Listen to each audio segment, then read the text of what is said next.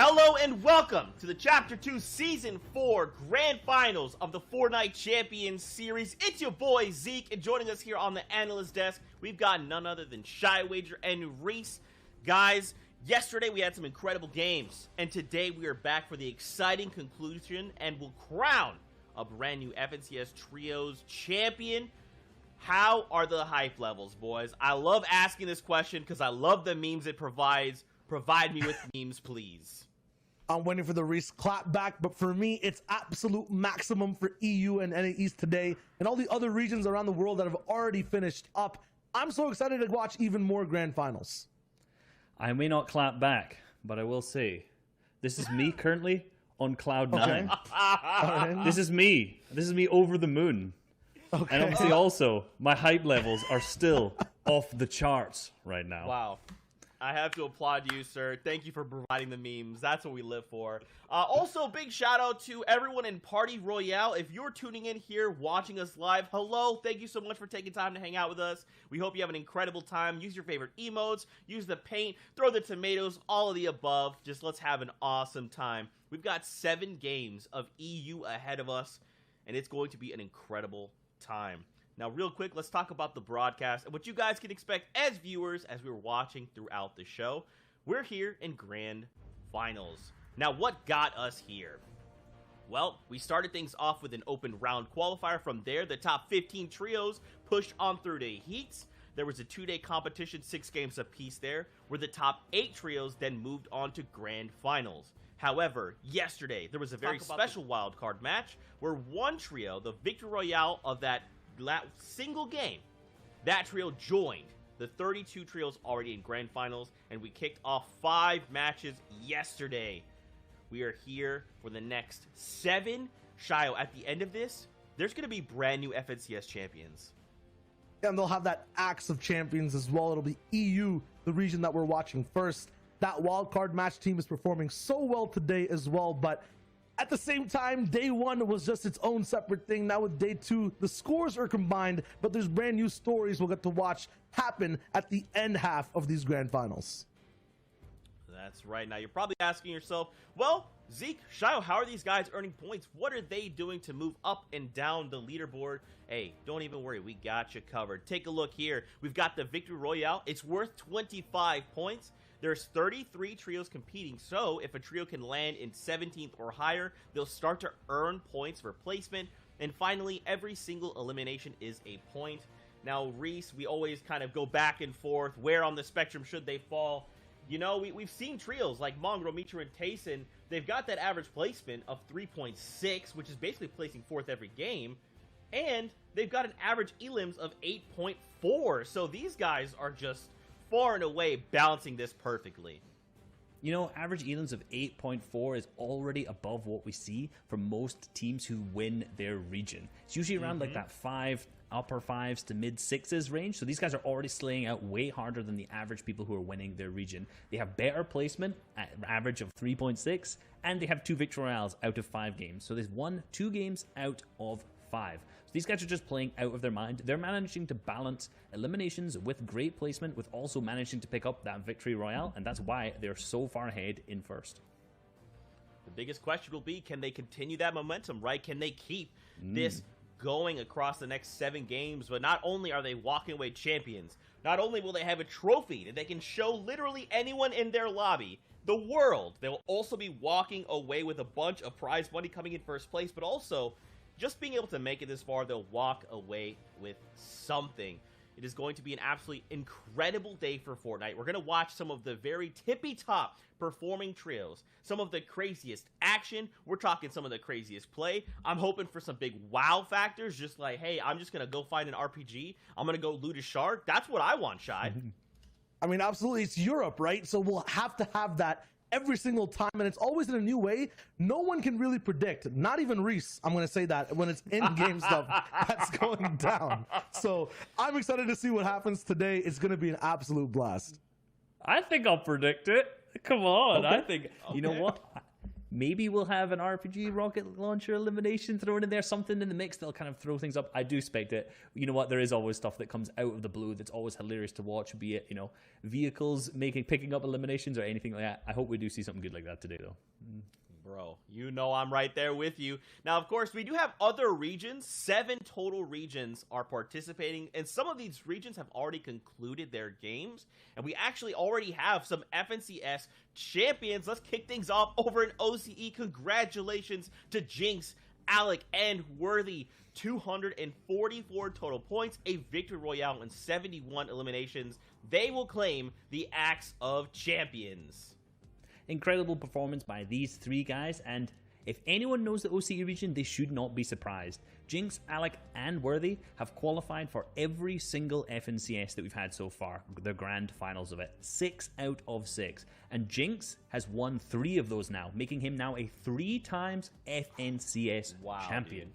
And, you know, these guys, again, were balancing that average eliminations replacement. I'd already said earlier that, you know, those average eliminations for the winner was around the high 5s, and these guys had 5.92 average eliminations. So, again, very, very, very close to kind of what we were seeing and why that's giving us a good indication of Metro's team today on EU performing very, very well. Yeah, and over there in second, Repulse, Forbes, and Sinky Fishy, I believe they won their last game to get all the way to 207 points. So that is amazing for the second place finishers. So many top teams here as well on this page. Carry On, Eshes, and Sorif. These guys coming together in week number 2 as a brand new trio, and after that just performing so well. Even some high profile trios like the X2 twins paired with Volks getting 8th place overall, having a phenomenal day 1 and just being consistent on day 2 to lock in a top 10. Team that was phenomenal on day 1 is our 7th place team. The username there is actually Gubos, Tyrax, and Link. These guys had 115 points on the first day, and they were first by quite a large margin, but unfortunately did not perform that well on the second day and kind of pulled all the way down to 7th. So that's what we're talking about. We need to have some of these consistent teams that are performing on day 1 on the regions we're going to watch need to do the exact same thing here today as well. That's just OCE's story for the top 10. So many teams played overall entirely across the world. There were more FNCSs playing out in Asia as well. Their FNCS ended, and we have a winner, Reese. Yeah, we've got Ruri, Bob, and Moffin. The names may confuse you a little bit just because they're kind of a little bit off from their actual, but Drasna is Ruri, Mogrel is Moffin, and Bob, well, Bob's Bob. And these guys performed very, very well. And there's a little bit of a story behind their previous FNCS because, you know, Bob and Moffin have been playing together for a long, long time. And Ruri and Moffin actually won the Season X FNCS trios. So they've already been a champion in trios all the way back in Chapter 1 of Season X. So the first FNCS we ever had, these guys already won it. Coming into their next FNCS, which was Squads, these guys ended up placing 2nd. So they nearly got 2 in a row. They nearly managed to get those 2 championships. And then ever since then, in the duos, the invitational, and in the solo FNCS, they didn't manage to clutch it up. Now they've come back full circle into trios again and managed to pick up that 2-time FNCS championship. Yeah, it still was absolute improvement for everyone else on that first page as well. A lot of trios who were starting off the very first portion of the FNCS at maybe 20th and 19th, hitting top 5, like Seek, Peter Pan, and Faxvox. These guys not even playing in the same trio in week number 1, getting 8th place overall once again on Asia. It's just absolutely amazing. These guys are going to be walking away with so much prize money, split obviously amongst those 3 individuals playing overall, but that was Asia in total. There are more trios all across the world who are also fighting out in FNCSs that are only really halfway through. That's right, and EU is one of those regions. So what we need to do is kind of take a step back, revisit EU standings, and kind of see and paint that picture as what happened yesterday, right? We got to reset this stage because Mongrel, Metro, and Tayson, they just pulled so far out ahead of everyone else. However, there's still a trio right behind him, and that is a previous FNCS champion, Andalex, your previous FNCS Invitational champion, Janice, paired up with Exqueeze. They're just neck and neck. But you know, guys, I think the biggest, scariest thing is what Reese mentioned earlier, and that is teams that perform on day 1 sometimes can't do the same thing on day 2. So we may see this top 5 be completely different by the end of the day. And you led into exactly what I wanted to talk about, the fact that these teams up at the top here are going to need to perform the same today. You know, Mongrel, Metro, and Tayson's team performed extremely well. We've kind of already covered how well that they have played in day one. It's been phenomenal to watch their dominance, but they need to continue that into today, 7 games, and really ensure that they stay at that top 1 spot. And Andalex, Janus, and X-Squeeze, although they're 30 points behind, these guys have the capabilities to catch up, no doubt. One bad game from their first place team will make them just catch up so fast, and then there's 6 more games left that they can easily overtake. You know, it's all about consistency across both days. And Zeke was talking about the competition in Europe being neck and neck. Just look at all the necks on this page, I guess then, right? Like, the competition is so much closer, 63 points to 61 between Kinzel, who started the game in the day off so well with a win, and Flois, Andretta, and Louis. Over there, though, 53 points tied for 8th and 9th place. Our wildcard team in 10th with Nate, Smash Dave, who's Rojo, and Bobo at 51. Any of these guys having a good day can absolutely push forward and get towards that top 5, maybe even contest Metro, Mongrel, and Tayson themselves. Do you think that's going to happen? Because you know what? I hope that it does. I hope that we have a team that's currently from 5th all the way down to 15th, maybe even lower, that has this big pop-off day today. And looking at this leaderboard now from 11th to 15th, there are plenty of names here who stick out of teams that can. Actually, you know what? Any one of these teams can. I think the 2 that are probably favorites would be Vel, iDrop, and Stursix, who's currently in 11th, and then in 15th with Flick, Thomas, HD, and Anas. These guys have been popping off all the way through the qualifiers, all the way through the heats, and it's kind of a bit of interesting to see them in that 11th to 15th place slot. So today, hopefully they're going to figure out what kind of went wrong yesterday, bring it back, and start climbing up the leaderboards. Oh, they've reviewed, they've warmed up, and now they're hungry to have an amazing day of 7 games. We'll see how it works. It'll be a long one, but I feel like it might be the best Fortnite we've watched so far. Oh, yeah, man. 100%. You know all these trios are looking to bring it. Now, don't forget, yesterday, because we have 7 today, we had a matchmaking issue with one of our games, so we pulled that 1 game over to today, which leads us to looking at 7 games total. This is that added game, I feel like, is going to make a pretty big dynamic change to what we see the final standings look like. Now, we did have some VRs, 5 total yesterday, so we should probably reset those up, right? What happened? Let's talk about day number 1 in EU. It was Wolfies, CRR, and Kinzel in game number 1 that made it close and personal all the way to the very end, getting all the way to low ground, getting a win, and really showing everyone how much they've improved as teammates and as Fortnite players in this FNCS. And they actually struggled through the qualifiers a little bit, kind of only starting to catch steam at the end, and then really start to pick up. And you can see that steam carrying over into the grand finals with their current 6th place slot and picking up obviously the first victory royale of the day. And moving on to game 2 was Metro, Mongrel, and Tayson. Now these guys are not shy to eliminations or a victory royale, and this is the first of their 2 victory royales for the day.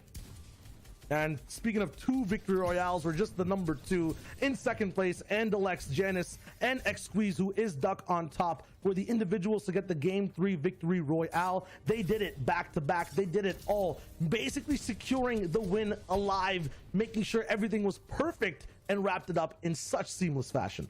And that win by Andalex, Janus, and X-Squeeze was actually 15 eliminations as well, which was the highest we saw out of day 1. So huge game coming out of them. But for game 4, which Blackie, Robabs, right in that end game, and we talked about this a little bit yesterday in our package, but this end game was focused all around pressure. Just these guys consistently pressure, and a beautiful shot onto Lechi just to finish things off there.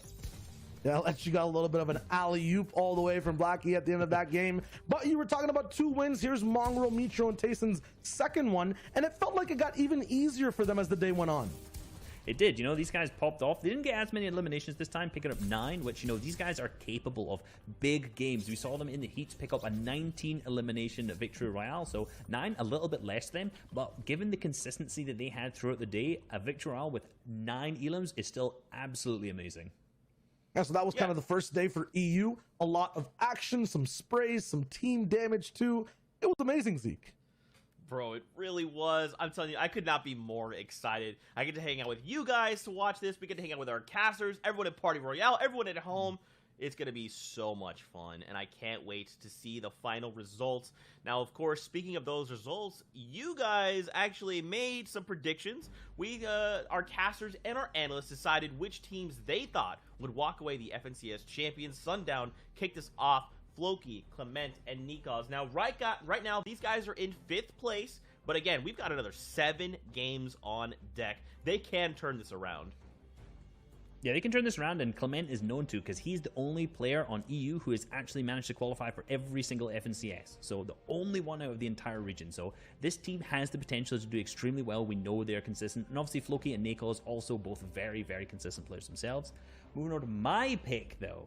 Andlex, Janus, and X-Squeeze. Now, I've predicted these guys a victory in Qualifier 3. And I think they're coming back for the 2-time. They're second right now, and they are performing very, very well so far. So 7 games left. I believe in my boys. Okay, I'm going to drop some fun facts about every prediction. Once again, you mentioned Clement. I was going to say maybe change the name to Cement, or, Cement in general, because this guy just sticks in every FNCS no matter what. He is so rock solid when it comes to just being able to play these games all the way out towards the end. Reese, you're also one of the best predictors overall in the FNCS, is always picking first place teams. So I feel like you have the strongest pick here. Sancho, Mongrel, Micho, Tayson has the most strength right now in first place overall. So this man and this trio are looking so powerful after day number 1. I picked Flick, Anas, and Thomas HD. These guys are having a little bit rough times in day number 1, but Anas is clutching about 43% of these guys' points throughout all the games. He's looking really good when he's playing. Maybe in day number 2, these guys learn up and then push forward, have a glorious day like we were talking about before, and end up in that top 5. Many of these trios have the possibility, the capability of turning everything around, right? Like, we've seen Thomas clutch single by himself versus other entire trio games, right, in open rounds and heats. Any of these teams can literally take these leaderboards and put them on their head. That's why they're here. They're the top 1%. They've made it to grand finals, and now it's about which team will take advantage of the day, which team will make that stamp and look to walk away the FNCS champions. Now, Fortnite fam, we're not the only ones that are here. We've got our casters that we'd like to introduce you to. So, Sundown, Sancho West, say hello to everyone at home. Thank you so much, Zeke, Shio, and Reese, and welcome, ladies and gentlemen, boys and girls, Jonesies, Bonesies, he's, she's, theys, thems, and everyone in between. My name's Sundown. And I am Sancho West, and boy, oh boy, we are going to have some awesome action. And hello, Party Royale Island. It is so hyped to be in-game and Sundown. I am so excited to get into it. Here we go. It is Fortnite time. Grand Finals, Day 2, Game 6. Let's see how it all unfolds, and the action will only get more crazier as we get to the final Game 12. And here we go again. Don't forget, we'll have 7 matches today. And for those of you who are just tuning in, whether it's your first time, we'll be explaining a bunch of things. But what you need to know right now, that number 1 spot, they talked about it at the top of show, the best of the best, arguably one of the strongest and most talented trios in the entire world. And they've shown it so far through the first 5 games in Europe, is coming out of Stark Industries. It's E11 Tayson, FaZe Mongrel, and Liquid Mitro, and they have had this place wire to wire the entire time. Anybody who has come here basically gets forced into having to 50-50 one of those henchman chests. Otherwise, they just force you out, and they're doing it again. The only person that's literally contesting, and he has to, is Iron Man.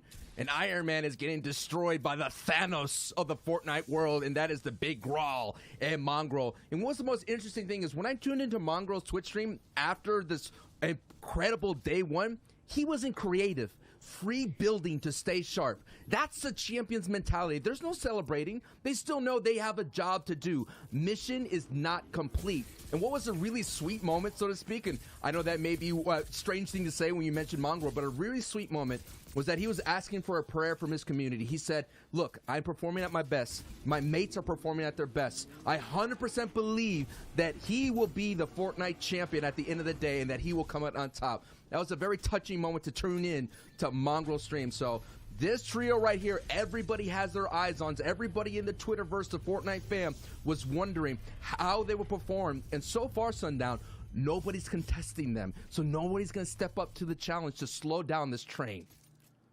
And largely we've seen this is kind of beneficial to them. Again, we've talked about the stats over and over again, how this team is almost reliant on Mongrel staying up on his feet. He is the one who makes the plays. He accounts for so many, not only of their eliminations, but also just his number of them. He outweighs so many other trios. I think he out-eliminated 85% of the other trios, or I think 82 going on there. An insane amount. If he goes down early, it's so incredibly difficult for them. Tayson and Mitro being strong players in their own right, but aren't necessarily able to convert when he ends up missing. And one thing we talk about, just how good Mongo and Mitro are, but if you go back and actually look at their tournament results, outside of Cash Cups, their last quote-unquote signature wins, Mongrel shared the love, March 2019. Mitro, baby, we're going all the way back to the fall of 2018. Week 3 fall skirmish, to that shockwave play that shocked the entire world when he threw it on the ceiling, sent himself downward. It's kind of the first time we've seen kind of one of those aggressive shockwaves through the builds. But other than that, Tayson is the one who's had kind of the more recent major tournament victory royale experience, and Mongrel and Mitro are kind of missing that trophy on the shelf. And today, will it be their day? It can be, or can a new trio on the scene, Wolfies, Kinzel, CRR, who were able to get a victory royale on day 1, and in the opening frame, game 1, they had a strong performance. It was a very chaotic ending in Retail Row. You saw them box fight their way through at the very end, fighting on the low ground, being so aggressive, and they were able to take away that first opening victory royale. But we did see in game 2, they were driving around here on top of the Hydro Dam. One sniper shot their way, kind of sent them going down a very downward spiral. Inconsistency so far on for the day 1. Let's see if they learn their lessons going into game 2. But here we are. There's still a lot of top talent here competing. There's still a lot of money up for grabs here. So even though we're going to keep an eye on course on the top of the board, we're always going to see the other big names in the region trying to compete and kind of accrue literally every elim, every placement point. We're talking about thousands and thousands of dollars on the line. And again, too, you can see right now we've yet to have a trio drop only one player. You can see that in the top left corner of your screen. 98 out of the 99 available players still on their feet. 33 trios remaining, so probably going to get a little bit of aggression here on the north side of upstate New York. We saw plenty of this yesterday, but right now, Chapek, Squeezy, and Milan, aka EP Alexa, you can see right away Shockwave coming out, and Pablo Wingu trying to create a little bit of space here, but they're not going to give him even a moment to breathe. Second Shockwave being used from the Enterprise Gaming player, and he's going to find Pablo there. Shakedown as well to try and identify where the other two teammates are, make sure they get the max damage coming through to indicate the Storm Surge, and a good pickup there. That's not the first time that Pablo tried to kind of poke the bear there in a very strong trio. He did that as well in day 1 with Mongo's trio, and they paid the price. So it's so interesting as well to see, to keep you up to date in the feed. Mr. Savage's trio is getting a knock against that dual media trio as well. So that fight, that engagement, that in Doom's Domain is still popping off here. So we've been seeing, though, in different regions, Sundown, is that sometimes this Craigie Cliffs trio, as you see in Milan's trio, sometimes could push that fight and be wondering. I think in what we're seeing here is this Milan trio is picking on the scavenger routes versus going against a power POI like Doom's Domain, like the NA East Zexros of the world. Which I think is the right decision, and we talk about these scavenger routes. That's when you're not landing at one of the named places on the map, and you're just trying to get an aggregate number of chests and whatever loot. Generally, you're also utilizing the fishing pools because there is a solid amount of weaponry that you can pull from there. We've seen the clips of people pulling those epic and legendary pump shotguns, as well as just key fish at the right moments. But being able to pick up 3 points there, each elimination being worth 1, and that will be our first trio going down on the day here in match number 6. Milan's trio was coming into 24th place, so on the bottom half of the board, they had about 23 points, got about 10 elims. Their average placement, though, is about 18 plus, so they're looking to turn that around. And this is the only trio that right now, at the moment, is in striking distance. It is Analix, Giannis, and X-Wheeze. This is also a very decorated trio. Z kind of mentioned it at the top of the show. Duos champion, a solo champion in Giannis as well. Analix is that duos champion. X-Wheeze is the only one looking for that trophy to add to the mantle. And already, Stir 6 getting fully confirmed in the Elim feed. That was another up-and-coming team. But I gotta say, that lead, yes, it's only 30 points, but that's a victory royale plus 5 elims. It's gonna be very tough for Analix, Giannis, and X-Wheeze to kind of bridge that gap. because all Mongrel, Mitro has to do, and Tayson, is just keep the pace, get to in-game, you know, don't kind of take any aggressive fights. Make sure they're standing on their feet to accrue those placement points. And that is why that lead difference is going to be very difficult. I know we've been talking about it, Sundown, is that, you know, they've been inconsistent and they take some crazy fights. But I'm thinking they learned their lesson. And that's, you know, I believe that Tayson is like finally they're believing in what Tayson's leadership is. And Tayson's being a very like super gorilla glue there and holding that trio together. Well, and it feels like all Mongrel really needs to do is to be able to just rein himself in a little bit. You can tell when he gets that red in his eyes, wants to go forward just like the charging bull that he is. But right now, CRR finding a huge headshot there with the Stark Industry rifle. We talked about the first shot accuracy reset on that being very, very, very quick, and they're going to be able to get a little piece of kind of this third-party action. We saw Stir6 get taken down early, and they're using the palm blast there from the Sentinels to be able to send them forward. You get a nice little redeploy going off, and you can roughly control the direction because it's based off of where the hand is facing. But right now, using that to try and close the gap here. However, the revive is coming through, and it doesn't look like they're able to identify where Smudge is right away. Wolfie's trio and Co, they came right now into this match at 6th place. So they're coming in within that striking distance. They just got to string together a couple of strong games. And you're seeing here their box fighting skills as they pick up a knock on Smudge, who did get a knock on Stir6 here. So Stir6 trio is around this area if there's all the way up. So it's going to be interesting to see what Kenzo Wolfies did. They could get a strong start. They had a good start in day one, getting that victory royale.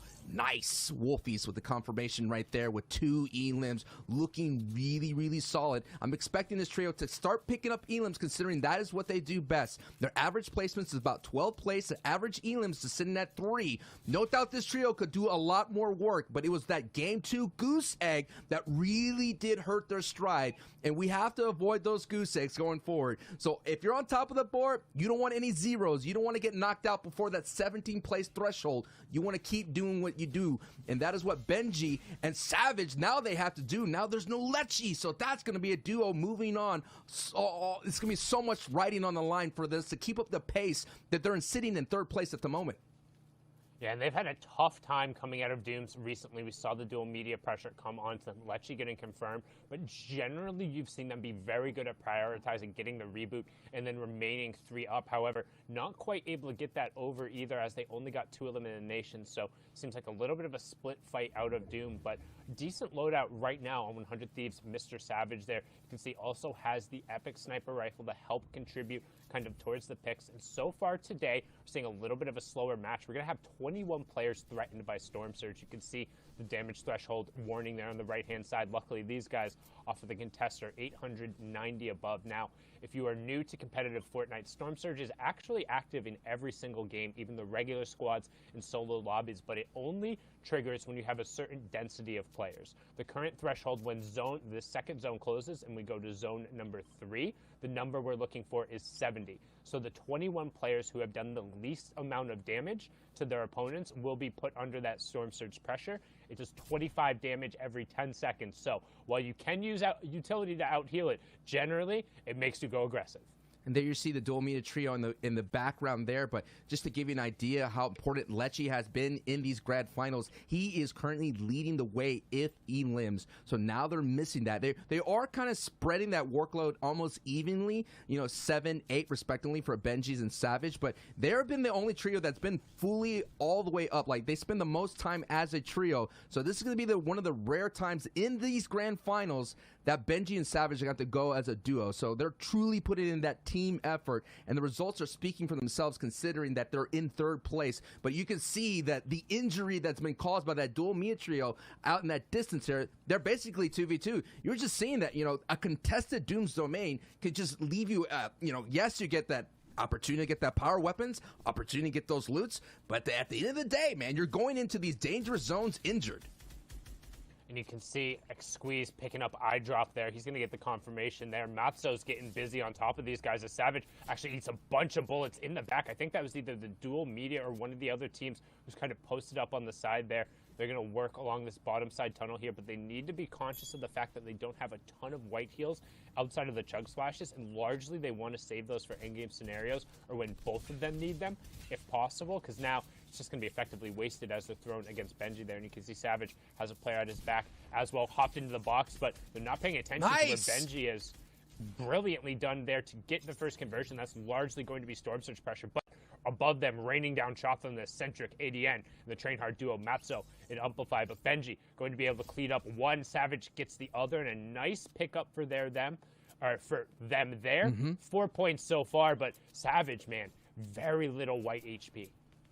And if Savage gets tagged here a bit, that's going to be the green light for any trio to kind of jump on down. And just looking at it right here, it's like once you kind of leave your main power POI, the question is, where are we going to find a replenishment? And considering right now, there's literally zero or minimal opportunities to kind of farm up, you're going to have to get it from another trio. And when you're in shambles like Benji and Savage are, that's going to be so difficult. Yes, they get a little brief refresher. They find their little moment of oasis, but that could be soon a mirage going forward for the rest of the ride here in this opening game in day 2. This is the grand finals. This is the FNCS Trios. At the end of the day, we will crown an FNCS Trios champion, and that's going to be awesome. And they're going to collect $111,000, wield the Axe of Champions, and gain the ultimate respect of being a champion.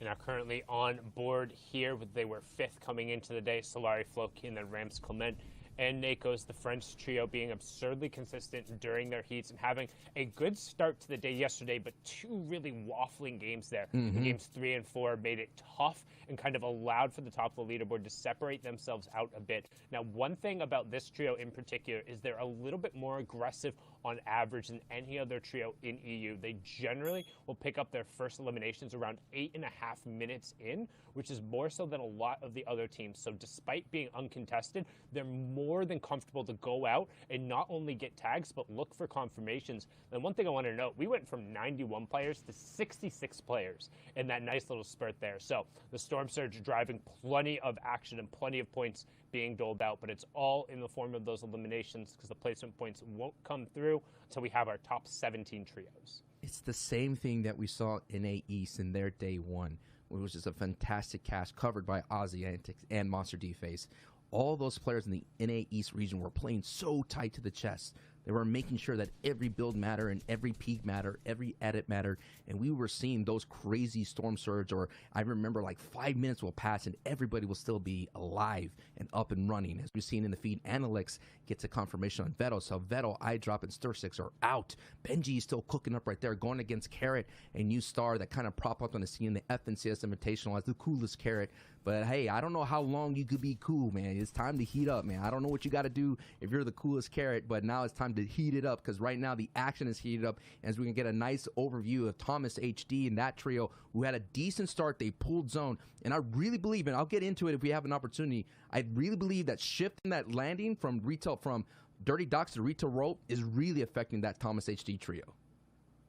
Yeah, it makes it a little tough to be able to get out when you're used to a certain circumstance, but you can see utility being used as players will jockey position here on the 4th zone, and positioning in this zone is so important because the change for the next zone, the 5th zone, will then be our half in, half out. What that means is the new safe area will kind of cut around the outside, so players, rather than heading central like you want to for the first 3 zones, will now crowd around the outside for the hopes of pulling that half in, half out 5th zone, so then they'll get priority on the moving zones that happen afterwards. So zones 6 through 9 will completely leave the safe area for the new zone, and that causes everyone to be forced to rotate, and that's where high ground ends up being so important. Here is our wild card trio who were able to get into with a very intense, super hype. All the metaphors in the world will not explain how intense that situation is. It is Rojo's trio, and they're doing really well here in the grand final stage, sitting at 10th place, and they pick up a big knock on Hen. And Hen, Puchik, and Deceptos were one of those trios that were a lot of people were picking as a dark horse. So this is going to be a big impact elimination, not only for Dave just on the leaderboard, but for Rojo's trio for just to have that confidence of knowing that they can compete. And that just what's really wild here about that the 33rd team can still walk away with the grand championship at the end of the day. Deceptos, Puchik, and Hen. And we all know, just like Mongrel's importance to that trio, Hen is super important to Deceptos and Puchik. And Puchik goes down. Punchuk goes down again. Smash Dave, again, you talked about it. Rojo, the World Cup duos runner up there with Wolfies, now representing Smash Esports. You can see SB Nate and then Bobo of Exalti as well. They came up clutch in the final moments yesterday, but now putting good pressure, and we talked about it. Hey, what's the difference between the first and the 33rd team in the finals? Well, they all get to play all 12 games, and it's a fresh slate once you get there. So all that matters is you got invited to the dance, and right now these guys have been very much so capitalizing on the opportunities and finding some great rifle shots. The angles here from these guys almost completely covered, and notice how they have the metal full belt cones above them, cutting down the angle on anybody else who might be or might even thinking about throwing shots towards them. So good effort there to convert into 4 points. It's all about the acute angles right there. Everything matters. Every moment matters. Every knock matters. Every confirmation of Elam matters. This is what the intensity is of Fortnite competitive play, especially on the grand final stage. And some people will be able to step up to that pressure, and they're going to be able to play outside of their minds, and we're all going to get hyped and say, what are you doing? What did you eat for breakfast? How are you doing this? Or some of them are just going to be able to fold. But that doesn't matter. I mean, you made it this far. You have an opportunity to build off of this, to build that confidence. And that is what's so amazing about this, is that if you think about the EU region entirely, it's probably one of the most dense regions in the Fortnite competitive scene. Oh, it's absolutely the most tense. The most players competing, especially at the highest level when you're going through the most tournament participation. And you've seen time and time again that some of the plays that come out of this region and the gun skill and the level of mechanics are utterly ridiculous at times. Might not have the most discipline, but what does discipline matter when you can beat the person who's across from you 9 times out of 10? And right now you can see Clement and Floki Nakos were able to pick up an elimination onto Vidil and Fastroki's trio, so going to be able to snake away a point there and also avoid Sturm Surge for that 5th zone threshold. It is 50 players, so we're right at that line. We are also at the line where placement points are about to begin to be doled out. So once we get into the top 17, every single trio that falls will then be 1 more point. Then once you're into the top 3, there's an additional 11 points on the line. Third gets +2, second gets +4, and then the Victor Royale walks away with a big old +5 and whatever eliminations they can rack up at the end. And right now, we're seeing, again, good discipline here from the French trio, finding an angle, being able to put pressure. And they pulled priority on this zone here. You can see their bottom right-hand corner. They have the white line, and everyone else is going to have to pass them if they want to head to safety. And they're going to begin to try and head upwards a little bit. Nope, they open that up, and they see, never mind, somebody's directly above us. We're going to stay on this low ground. And here we are going into full storm rotations now. 6, 7, 8 are going to be outside of the storm every time this trio gets into the safe zone. And then 9 is the ultimate closing zone. We'll go all the way down to the entire screen is filled purple. But Nakos gets a big knock on Yanis on the same layers there as they're going to make their full rotation. And that is the power of having priority. You could kind of look back and they get X-Squeeze as well. So they're going to trade out when Nakos is going to go down, pick up the quick heal. That's a great benefit as well, being on the front side of the storm. You have the time to res, and they're going to barely get that res off. And now we're going to take a look at the chaos. You're going to have the low ground form up. You're going to have the mid ground form up. And of course, who is at height is always the question that everybody wants to know, because they're going to have the power position here to walk away with the Victory Royale. Savage goes down and gets fully confirmed in the feed. All the names are going to start lighting up here for the moment here, Sundown. Yeah, now we have our placement points beginning to get doled out, and they're going to come in very quickly. 2 already ticking over as we're into our top 15. 35 players remaining, but a good execution there coming through from Nakos and Co to get back to a strong 3. Now they're going to about face and start spraying shots. Andalix will also get confirmed by Blackie, so that's our second place team being taken down. We talked about Rojo and Co, but they will be no mo there as he gets taken out. However, Mongro, Tayson, Mitro, if the #1 team doesn't fall and gets high ground every game, this is going to be a race for second as they open up match number 6, just like they closed the rest of the day yesterday, controlling high ground and raining down the AR shots with nary a contestant in sight. So we're going to hop on board here with the French trio, who's continuing to work on the low ground. 4 eliminations so far. Nakos has the legendary pump as well as the bandage cannon, so good opportunity to potentially execute here in the late game and make some plays.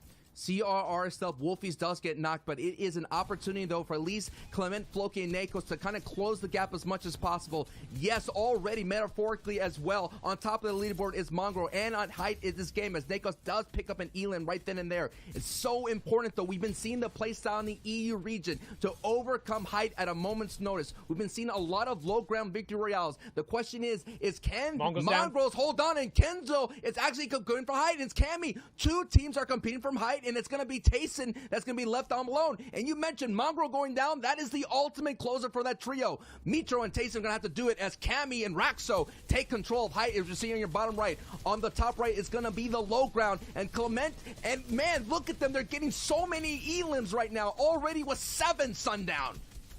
And there's plenty more on the board. They're also getting the placement points ticking over. Top 4 with 9 players remain. But all of a sudden, Clement is all alone. He's going to turn around and pick up CRR. It's going to be a 1v3. He finds a second right away. That was Mitro for the full confirm. But he goes down in third. Raxo up on the high ground, running it out now. And the challenge comes up from Kinzo. And he gets swatted down. Raxo and Gamma Gaming Cammy will close that one out. 9 eliminations and 34 points from the Victory Royale.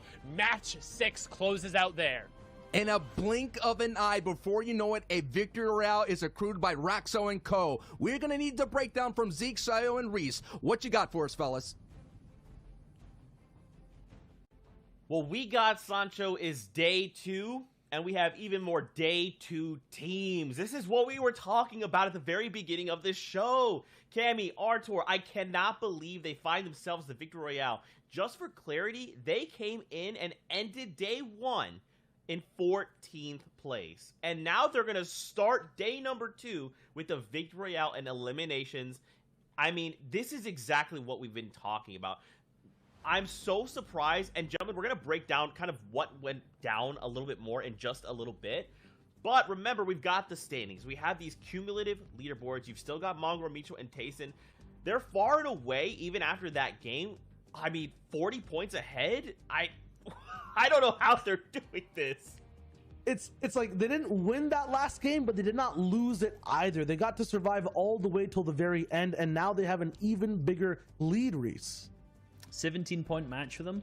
Really, really nice. And like obviously, like we've said, we need to keep this consistency up. They're already coming in strong on the first game of day 2, consistent as they were yesterday. We can see kind of Andalex not managed to get that many points, only 4. So they're still holding on to that second place spot. But, you know, they really want to be trying to bridge that gap between first and second. And so far, it's only gone a little bit further.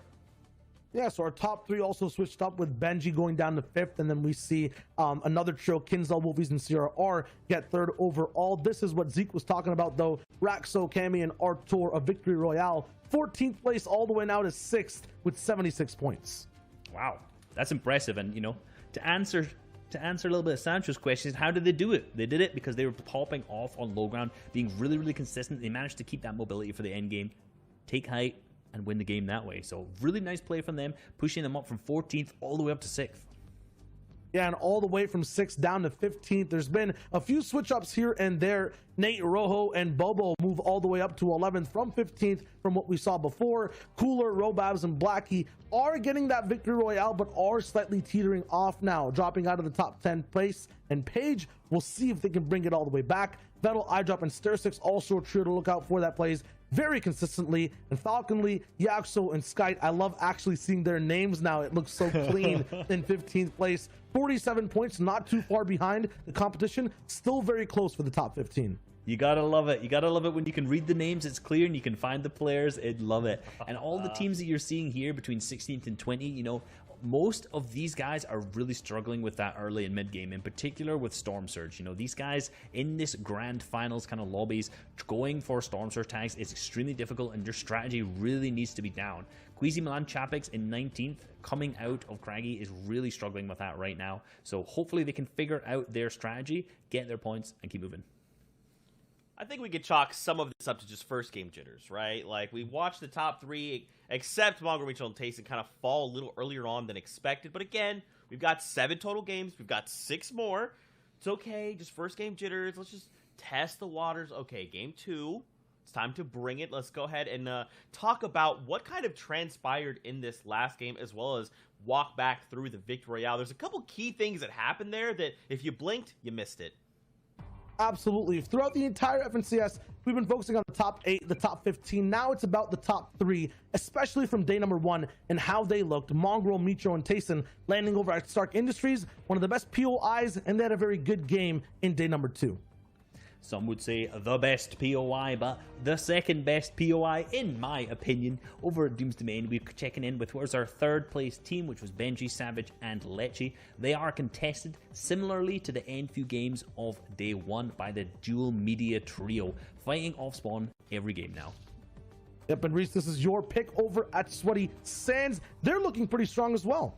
They're looking strong, and you know, the Twitter was going wild about Sweaty Sands last night. They were talking about it heavily because it is a fantastic drop spot, but unfortunately they didn't seem to manage to perform out of it that day. Yeah, over here we'll tune in with Tayson, Mitro, and Mongrel. The reason they find themselves in this low ground chaos is because Cammy, Artur, and Raxo saved all their shockwaves, saved their actual crash pads, took height in the 8th zone. These guys only had enough mats to sustain, not retake height, and they ended up falling. Here's Lecce, Benji, and Savage continuing that fight with a dual media trio over at Doom's Domain. Lecce goes down. It's just Savage and Benji left in the end game. Yeah, it's just Savage and Benji left. They did what they could, but that fight took them way too long. They ended up being in the zone with 2 other trios in the 2nd zone, still in Doom's Domain, made them rotate late, and that left them with horrible materials because they ended up getting focused in that endgame. And we have Andalex, X-Squeeze, and Janice in the endgame as well. Also a little bit shambles. It looks like all these day 2 trios have improved. These day 1 type of top performers, the top 3, are looking to repeat things, but they will have to adapt to how these teams, such as Raxo, Artur, and Cammy, are closing out these games. Yeah, and like I kind of alluded to earlier, these guys took height with those shockwave plays in that last moving zone, and because Mitro, Mongrel, and Tayson did not have enough materials to maintain the high ground, they could not take it back at that point. It was secured for Cammy, Raxo, and Artur. They just continually pressured down from there on, and that was the Victory Royale. Man, I mean, again, first game jitters. We'll see. We got to see for the data from game number 2. The question is, though, is there going to be a new day 2 trio that will pop up like this one that we just watched? Or will our first day trios show up? Well, let's find out as we jump back into game with our casters. Take it away. So much, Zeke. I am Sancho West alongside Sundown, and it is a new day. Yes, it is. We are seeing some new trios who are trying to meet the performance of our day 1 trios.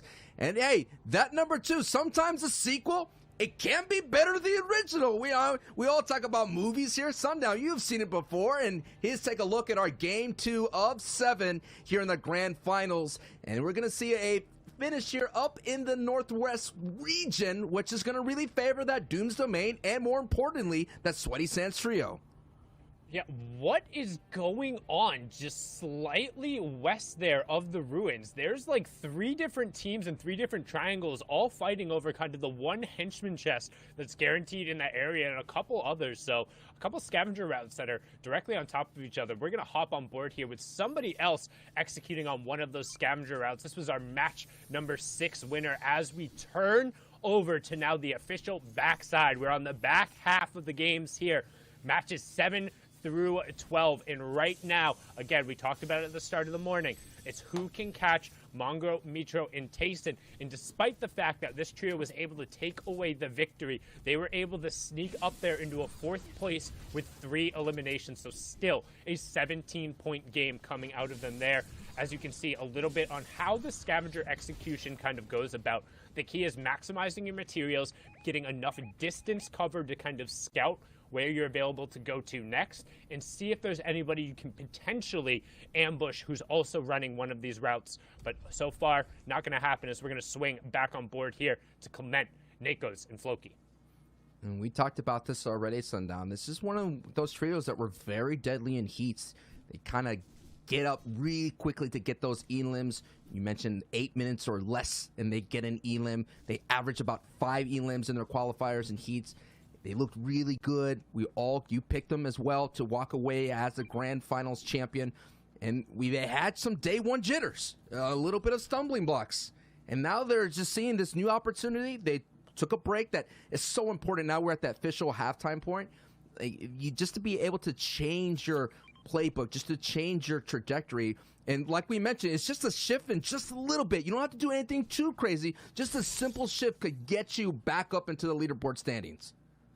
And one thing to note, too, is they had just two really, really, really poor games where they weren't able to get into those placement thresholds. You can see on the right-hand side, each elimination being a point, but the placement starting to tick in once you're in the top 17.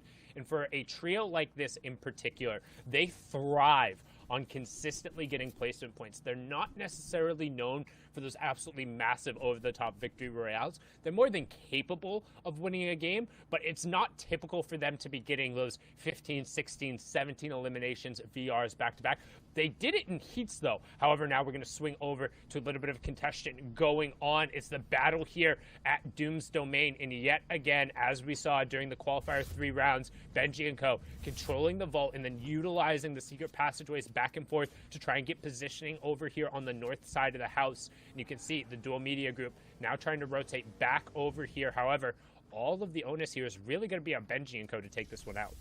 And we're seeing this engagement could be so detrimental to run. Dual Media's trio is sitting in 30th place at the moment. And day one, Benji, Mr. Savage, and Lechi I think they ran them out of Doom's Domain at the very beginning, very early on. It looks like Dual Media has stepped it up just a little bit, maybe trying to take advantage of Mr. Savage, Lechi's, and Benji's slow starts. If they could shake off that slow start, maybe Benji could kind of put a run together to contest with Mongo's trio, to contest with Andalix. But right now, so far, we're just seeing another slow start here, Sundown. Just a little bit. I mean, we maybe see the early signs of it. You know what I mean? Like, I'm tasting the air, and I could taste that slow start. And the one thing to note is about the slow starts today, you think, yeah, well, we got 7 games today. That's one more than we normally get. Like, it's okay. There's time as Birdseye there gets picked up by Benji and a nice little 50-50, able to swap over there to the Epic AR. Lechi is also going to be able to get a pick up there on the site. Benji's going to find the other one, and Lechi doesn't get converted, so saving some key resources there as well, not having to go over and utilize the reboot. We'll have to find some additional white heals if they have the bandage cannon, so not going to lose too much, but I mean, we've talked about it. Everyone is playing catch-up to Tayson, Mitro, and Mongrel, and one slow game, they got 17 points last game. So all of a sudden, that difference at the top, specifically if you're Benji, Savage, and Lechi, you lost 12 points last game. You have to make that up some way, shape, or form. And if these guys don't go down, if we don't see kind of that classic patented Mongrel over-aggression where he kind of overreaches a little bit in the early and the mid-game, and they keep getting their Storm Surge tags, I think, again, it's going to turn into a race for second. I mean, the biggest fear as well is if somebody or some trio just decided to do 50-50s and try to drop into Starks. It happened before. They did lose their spot early in qualifiers when Jazzbase Trio, who is in the grand finals, mind you, kind of contested. They kind of started to lose it, but I think that woke up MMT. That woke up this trio to let them know, look, we're going to have to understand that someone will contest us at some point. And they just obliterated Jazzbase Trio in that next day in that tournament. So that is what we're kind of watching here. It's like, will it happen? Could it happen? We already seen OCE, the Lynx Trio slip from that first place, going all the way down to 7th place or so. It could happen, but so far, I don't taste it in the air. I only smell grand final champion here. And that would be such a key kind of feather in these guys' caps. We talked about them being some of the strongest and best players in the world, and right now trying to put that on display, utilizing, again, we talked about this as well, the first shot accuracy from the Stark Industry Rifle and the high base damage of it, the fact that it still hits for 35 even at maximum range, and being able to convert on those 50+ damage headshots, make it one of the strongest weapons. And particularly, I mean, everybody has seen the clip of Mongrel on the high ground with an infantry rifle. This is about the same, and you'll also notice too, they'll generally run in terms of the rifle choice. They'll have a burst rifle on Mitro, and then Tayson and Mongrel will pick up those Stark Industry Rifles. That way, when you're spraying a wall, you have the fast first shot accuracy from the Stark rifles, and then the 2-shot burst coming through on the burst AR. It gives them a bunch of pressure to hit trios behind their builds.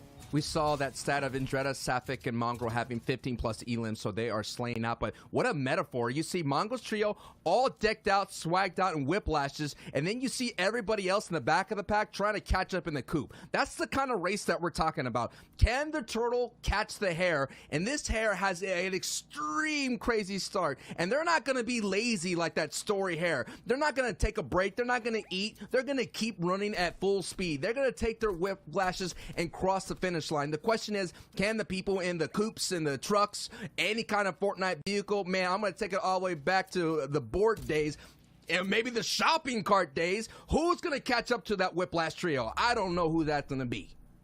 Yeah, you can see those Mark 51s being so fast on rotation, but I will say the one thing that could end up potentially being a little bit of a stumbling block for the trio would be if they end up struggling with Storm Surge today. We've already seen in the first 2 games, that first Storm Surge has been massive in a completely uncontested drop spot. If they aren't able to kind of get enough tags to get over the top, that could force them into kind of one of those classic mongrel over-aggressive situations. Right. As long as they avoid that, I think they'll be okay.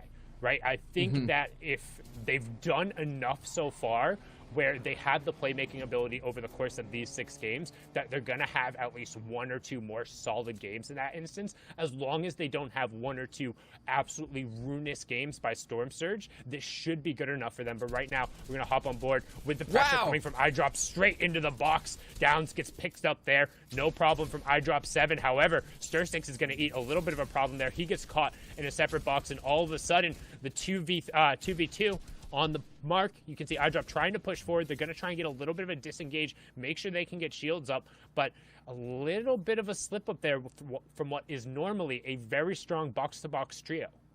That was like an extreme push. I've never seen the 1, 2, 3 go, and everybody just box dive in with the AR spray and getting right inside as a trio. And then what ended up happening is they ran into that edit with the triangle edit, and one got caught, got hit right in the shins. You mentioned this in the EU side of things. You got to wear your shin guards, man. You got to pop them, or if not, someone's going to crack you, give you that slide tackle, and there's not going to be a referee to come out of nowhere and give you a red card to kick you out. You're going to have to do this on your own.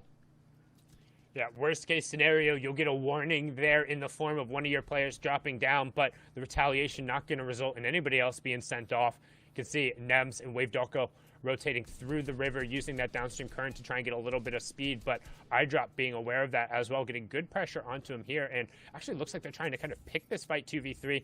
You see Storm Surge is ticking on. 20 players going to be impacted by that here in 1 minute and 45 seconds. iDrop trying to force his way into the box, but plenty of angles and pressure coming out from the other side. Super limited amount of materials here, down to only 17 builds. You can see that under his 1 elimination here as we wait for it to catch up, and you can see good pressure coming out from Nems. He is down the shield advantage, but he has his teammate providing some rifle support on both the angles that you can see. Giganza and Joko just laying down shots for him. A little bit of spread out, though, if they are able to force in and get Nems situated. And they're going to use the harpoon gun straight in, and Nems is going to get picked off. A huge pickup there from iDrop and Vettel, but can they get out of the water?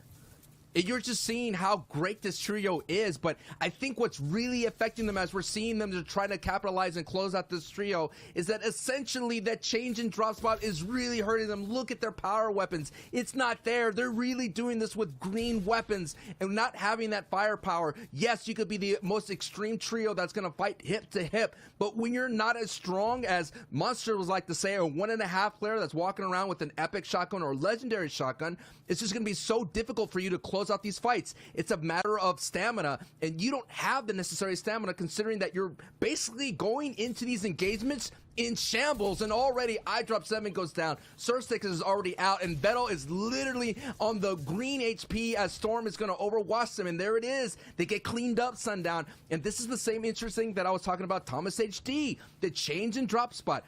This trio of Vettel landed in Misty Meadows during their heats. Thomas HD landed in Dirty Ducks. They made the switches, and they have yet to kind of find the right rotations out of those changes.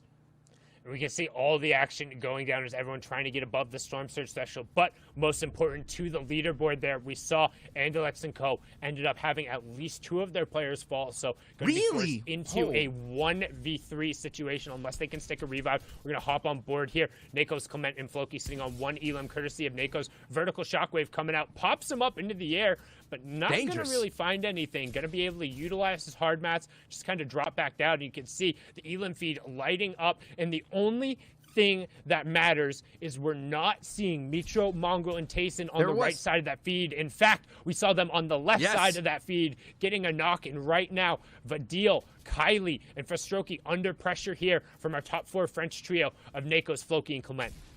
And Vidil was one of those trios that was so hot coming into the grand finals, and they just literally, just like a hot iron hitting cold water, boom, just get cooled down instantly, just like that chug splash. No doubt must be feeling right now. It's so sweaty, the competition's going to get so stiff, and you're looking at here, things are going to get ratcheted up a notch, considering Sundown, we have a Coral Castle finish in our midst, in the distance. But let's just focus in on this trio fight right now. Floki, Clement, Nakos, who's been heating up, had a great game previously. These are the fights that they had lose, because we saw them in day 1 where they had those bad game 2 and game 3. This cannot go. They have to go their way here. Yes, it's a nice knock on Vadil. Yeah, Floki actually just put Vadil in a blender there for a second, getting over to the side there. Kylie also going to end up dropping from a couple boxes away, getting a key siphon too over onto Nakos, who desperately needed the extra shield. They wanted that pickup. They know that Frostroki is still around here somewhere. They have the additional flopper, but keep an eye on the bottom right-hand corner. See all of those triangles who are already rotating the zone ahead of them, and with only 1 shockwave, it's going to be very dangerous for this trio to approach the outside. Still 66 players remaining. 25 trios, so continuing the trend of having a little bit of a denser lobby. However, thanks to those 3 eliminations, they're not going to have to worry about this tier 2 Storm Surge when it rears its head. Yeah, it feels great. They got the elims, but they're not yet in the placement threshold. We are about 8 trios going down before we can start doling out those points.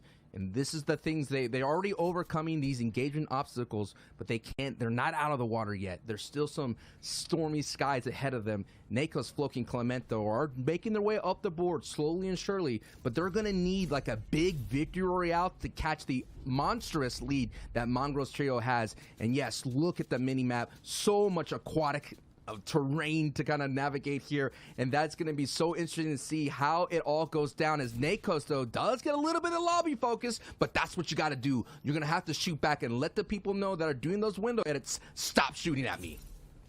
And one of the key things about this trio is their ability to get eliminations gives them the opportunity to climb up the leaderboard just a little bit more effectively. Again, we've talked about it in the games where they don't drop right away. They're one of the more aggressive trios, so their averages are brought down a little bit by those complete and utter goose egg games. When you take those out of consideration, they have a really good time. But forget what I'm saying right now, as the matter of importance is in the bottom right-hand corner. You see that white circle? That's the 4th safe zone. There's only 3 trios currently inside of it, so everyone else is going to begin a mad dash to just pack in on the southern side of that circle. The entirety of the lobby will be trying to squeeze into that area because everyone else is going to be coming from that side. Nobody wants to put themselves as the first ones out over water. It makes it so easy. You can see everyone going at once, just desperately swimming, hoping to avoid the fire at the top. And just look at the charge up the beach, storming the beachhead comes EU. Oh my goodness, and we're seeing trios already going for height. Mongrel, Mitro at height, and just behind them, looming in a distance, as Benzi trio. And they're kind of gambling in. If the circle goes their way and half in and half out, they're going to have a strong hold here. So Mongrel, Mitro, and Tayson here are just now beaming any kind of salmon trying to swim upstream. And they're going to be that bear that's going to feed on this entire rotation here. And look at the congestion that you're seeing here. Everybody, like you mentioned, Sundown, all trying to get on the beach as much as possible and hold on tight. And already there's only 1 trio that's kind of sitting up there, that pink one, and Floki. Oh no, Floki goes down. That engagement that took up the time is influencing them, is hurting them on this rotation, Sundown. And they're completely out there. Clement got picked up earlier. Nako's going down right afterward in the long rotation. The top 14, we talked about their ability to get eliminations, but at what cost? Apparently everything, as our number one trio sits high atop their perch, high atop the throne. They're first in the leaderboard. They're first right now in positioning here. Nakos gets a little bit of a gimme there as Dave, aka Rojo, will tick over, but one more player will drop and our Storm Surge will turn off. We have 19 trios left, so almost into the placement points, but yet again, up on the high ground, Mitro, Mongrel, and Tayson priority positioning. Our second place team still in the lobby, but they're going to have to be toppled at some point. The clock is against everyone else as Janice and Andalex are also without a squeeze. They're in a duo. However, luckily for everyone, the lobby is pulling completely away from that with the little side note that we are going all the way over the water. So expect a ton of utility to be burnt here with only 3 trios having priority. Split Splash, we are taking a bath here in this in-game. It's all going to be aquatic. It's all going to be chaotic. It's all going to be dangerous. But at the end, there's going to be someone that's going to have a victory royale. They're going to be soaked. They're going to be tired from all the sweat and all the water. But it's going to be a big game. Somebody could easily kind of bolt their way up their leaderboard. But if Mongrel, Mitro, and Tayson, yes, they didn't get the victory royale, but Shio said it best. They kind of got a mini victory just by staying up. And look at it. They're at height. This is going to be big considering everything's going to be over water. The low ground warriors are not going to have the ability to save the resources because they're going to have to build floors as well. Yeah, and we've talked about it too, the opportunities for when these trios could potentially be taken out, and that was it. However, the well-executed Shockwave, they didn't even need height. They just all needed to stay together. They said, Sundown, don't you know who we are? We've been on height nearly every single game, and it's going to have to be pried out of our eliminated bodies right now. As you can see, 3 eliminations, everyone still trying to pack on in, and again, placement points starting to get doled out, and as we keep an eye on the top of the leaderboard, every single placement point that Tayson, Mongrel, and Mitro get effectively nullifies the placement points everyone else is getting, because it doesn't matter if you get that point, they're getting it too. They'll continue to open up that lead, and unless somebody can knock them down off of this throne, it looks like it's going to continue to be a battle for second as the 5th zone will close. We'll have our transition into the end game, and we're going to head over to the Shark, baby. Yes, and now Cammy, that was a trio that was able to knock off Mongrel, Mitro, and Tayson with a shockwave play. That is the EU thing to do. No doubt, Mongrel, Mitro, and Tayson know how to kind of combat that. They know the defense, and they get a good spread, and there it is. They're going to beam all these people trying to go for it. They're already going to the tip of the nose of the shark.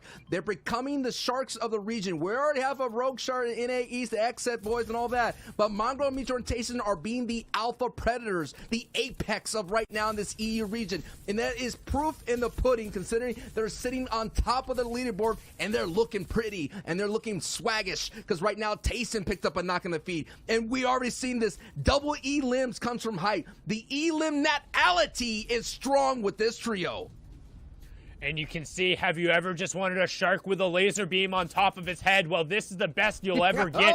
It's Mongrel up there with a legendary Stark infantry rifle, raining shots from above. We saw Savage go down in the feed. Lechy's going to pick up another Elim. Despite the fact that 17 players have dropped, not a single trio has gone down, so only 1 placement point doled out. And as I say that, they begin to tick over. Mongrel gets another elimination. 15 trios remaining, going to be forced over to the side. He's going to build back up. He needs to get over to the high ground and connect with this team, but they are doing a great job of executing this textbook high ground control, and it's going to be their match to close out. However, low on mats is Mongrel, but he says, don't matter, don't care. I got the AR I need in the Stark Industry Rifle, and he finds another elimination. We have our top 20 players, top 11 trios. And it's going to go back over water again. And it all is up to Tayson, the in-game leader, to kind of lead Mongrel and Mitro to the prime positioning with getting a knock on ZQ, getting them those angles that they need to send those beams down. We've already labeled these as one of the strongest players in the region with beams. And look at this, it's gonna go off a waterfall. So the more elevation is gonna go down and down. This is gonna be crazy. This is intense. Coral Castle. And now we're gonna take a peek just for a brief moment at what is going down in the chaos down below. We have the ultimate box fighter teams, Wolfie, CRR, and Kinzel sitting in third place, trying to say, wait a minute, not so fast, Mongrel. We are going to contest you, and we are going to have a chance to win. But it's going to require a huge effort to dethrone the Kings on top, Sundown.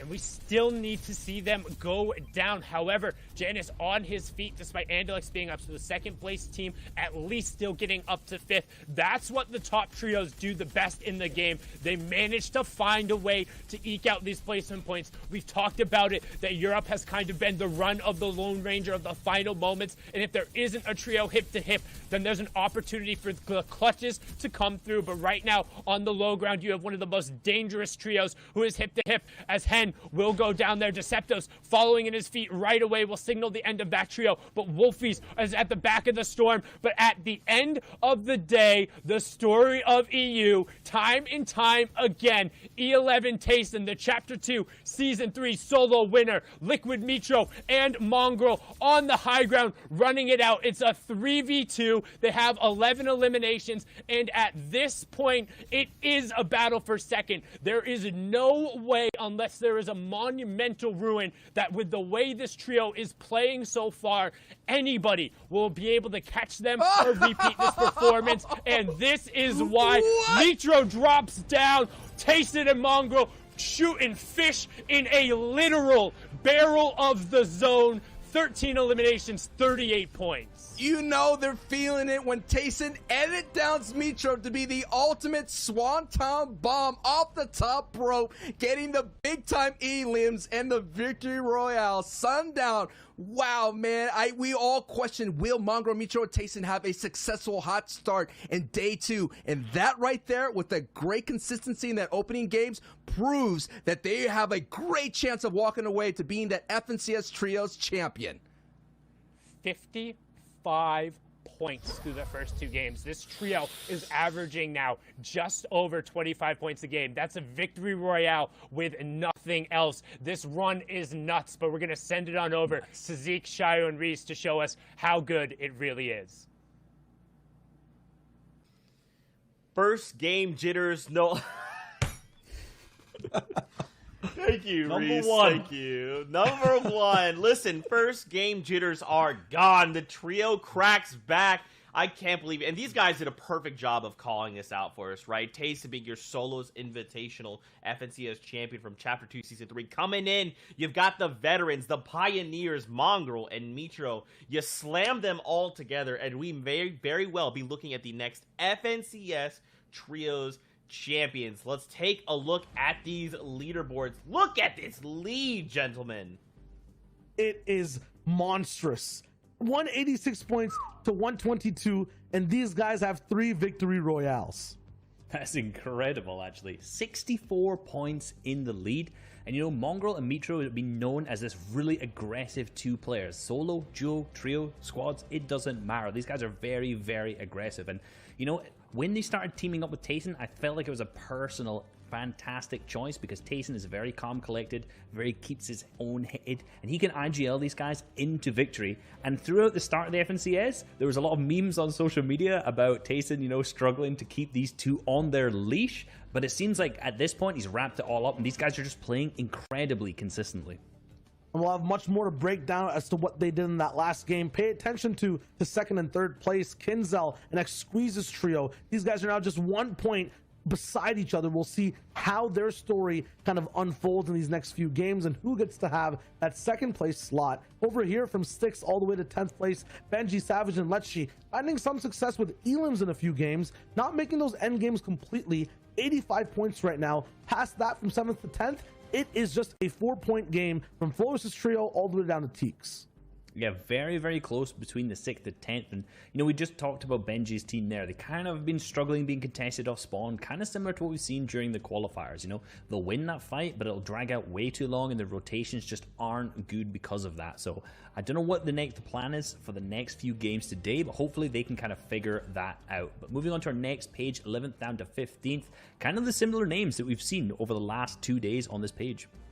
Yeah, I was going to say that the top 15 is really kind of looking standard now. These guys have found their pacing. It's about improving even more now, taking every game as an individual moment, analyzing it, making the best decisions, and winning, just like we saw Mitro, Mongrel, and Tayson do in that last game. From 16th to 20th overall, we also have a few new names coming in and out, but at the same time, the same teams still on the page. We see Lanuf, Marine, and Jaspe on this page right now, 47 points, contesting that top team in first place. Hen, Deciptos, and Putrick finding some success here on day 2, but these guys will have to have great games to catch up to that top 5. Guys, this last game felt like a superhero movie, right? We had the shot of the waterfall. We had players trying to go up and down, and then finally the heroes find themselves basking in the sun at the end, being victorious. I mean, we very well could be looking at our next FNCS champions, but there's more that kind of happened here in the game. So I'm going to kick it over to you guys. Walk us through what you guys are seeing.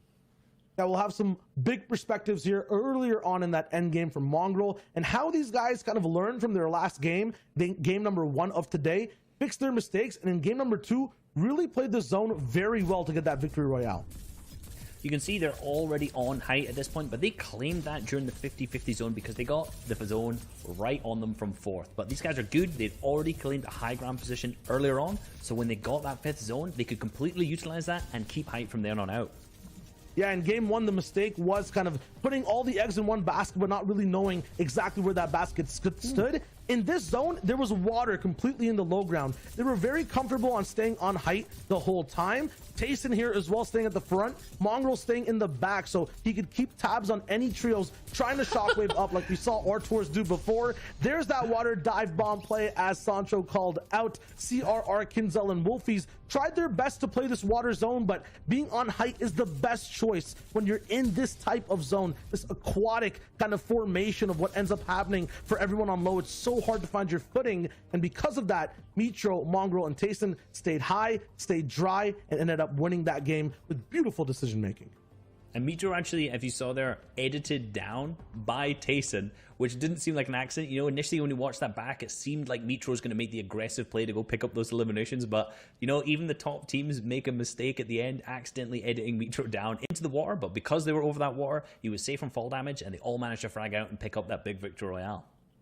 Hey, look, you just got to fake it till you make it, right? It's not a mistake if you don't call it out. It's a calculated risk, a calculated plan of attack. And when you're as far ahead as these guys, when you're as skilled as these guys, when you've been on the scene as long as these guys, they turn these L's into W's. That's just what they do. I want to see them continue with this momentum. Remember, we've got another 5 games on the day. Anything can happen, but will it? We have to kick it back over to our casters to continue the storylines, and we'll be back after this with more breakdowns. Take it away, boys. Thank you so much, Zeke, Shio, and Reese.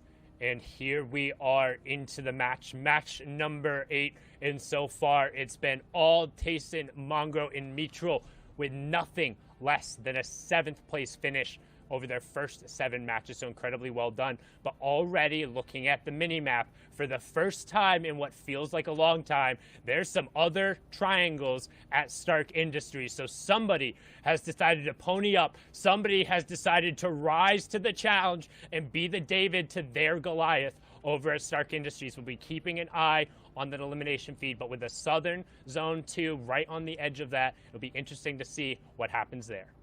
Hey, I don't know, man. I've been watching Ghostbusters, getting me in the Halloween spirit. You guys release some awesome outfits. And that is a biblical proportion type feat. That is one giant marshmallow man to overcome there. I don't know if anyone's going to be able to bust the bubble of Mongrel, Mitro, and Tayson. They are on an unbelievable ride. But one hero that may stand tall, one trio that can get that job done is Kenzel, Wolfies, and CRR. They can make things interesting. And the reason why I say that is because they could pop off with elims as well. And they've been putting it all together. We're getting some placement points, Sundown.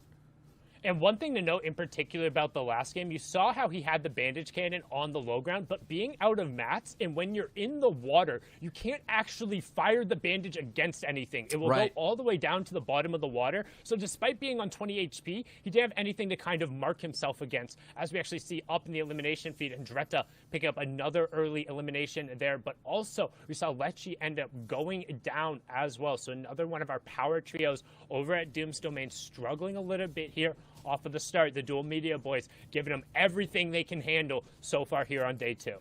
And I gotta know, as we seen that Snipe does pick up an Elim on Benji, what happened? What went down there in Stark Industry? We gotta see in a moment notice. We'll get that replay up going. Yeah, and that was Benji's full Elim as well. Their trio is down. You keep an eye on that top left corner now, as we're going to see. It's an Thomas HD and Flick. If there's anybody to rise to the challenge and go after these guys, it will be them. You can see Anas already holding on to the elimination. Flick finds Mitro off of the start, and not only that, but the power weapons in their hands. You can see Tayson tries to make a little bit of an escape here, but you know they're going to ride that one down right away. Big white tags coming out there, and Flick, who accounts for 75% of this trio's eliminations pre-round or pre-zone 5, is going to find his second one here, and they're going to wrap up for the first time in this tournament. Tayson, Mitro, and Mongrel go down with 0 points. They had never finished lower than 7th place before this, and that was all the way back in the first game. So now, all of a sudden, that battle for 2nd place, everyone else gets that one opportunity to kind of, I believe the technical term is, whoop, shrink that leaderboard gap just a little bit. Oh, man. And that is the story that we have now developing. I took a look at Twitter, okay? I took a look, and Flick, all he tweeted out was a demon emote. That's all, emoji. That's all he tweeted out. Anas, he said, we should have never left. I'm telling you, the problems of switching from their drop spot. They switched from that dirty docks where they were being so strong and so prominent, and they had strong finishes. When they switched to retail row, I just think they noticed that it wasn't enough. They weren't getting their power weapons. They weren't getting all the resources that they need for their playstyle. And now they realize that, hey, man, you know, yeah, you never know. They could pop off. You never know, Sundown. And we've talked about it before as well with this trio coming through. One, they're incredible in terms of their playmaking ability. Whether it's early or late game, we've seen Flick just kind of let running. They also get a nice little Lamma 210 pick up there, some extra maps, extra utility. Not that the Stark Industries team will need it after that fact, but I mean, the playmaking capability. But on the flip side of that, let's talk about kind of the mental check that's now going to put on Mitro, Mongrel, and Tayson. Huge. Because for this entire competition, they haven't had to worry about sitting there in queues. They haven't had to worry about thinking who's going to come there. They haven't had to game plan something else. They haven't had to prep for somebody to come challenge them. Now, all of a sudden, not only are you eliminated in 30 seconds with 0 points, you have to sit there for a half hour, watch everyone else play outside while you're stuck there in jail. No more games for you back in the lobby.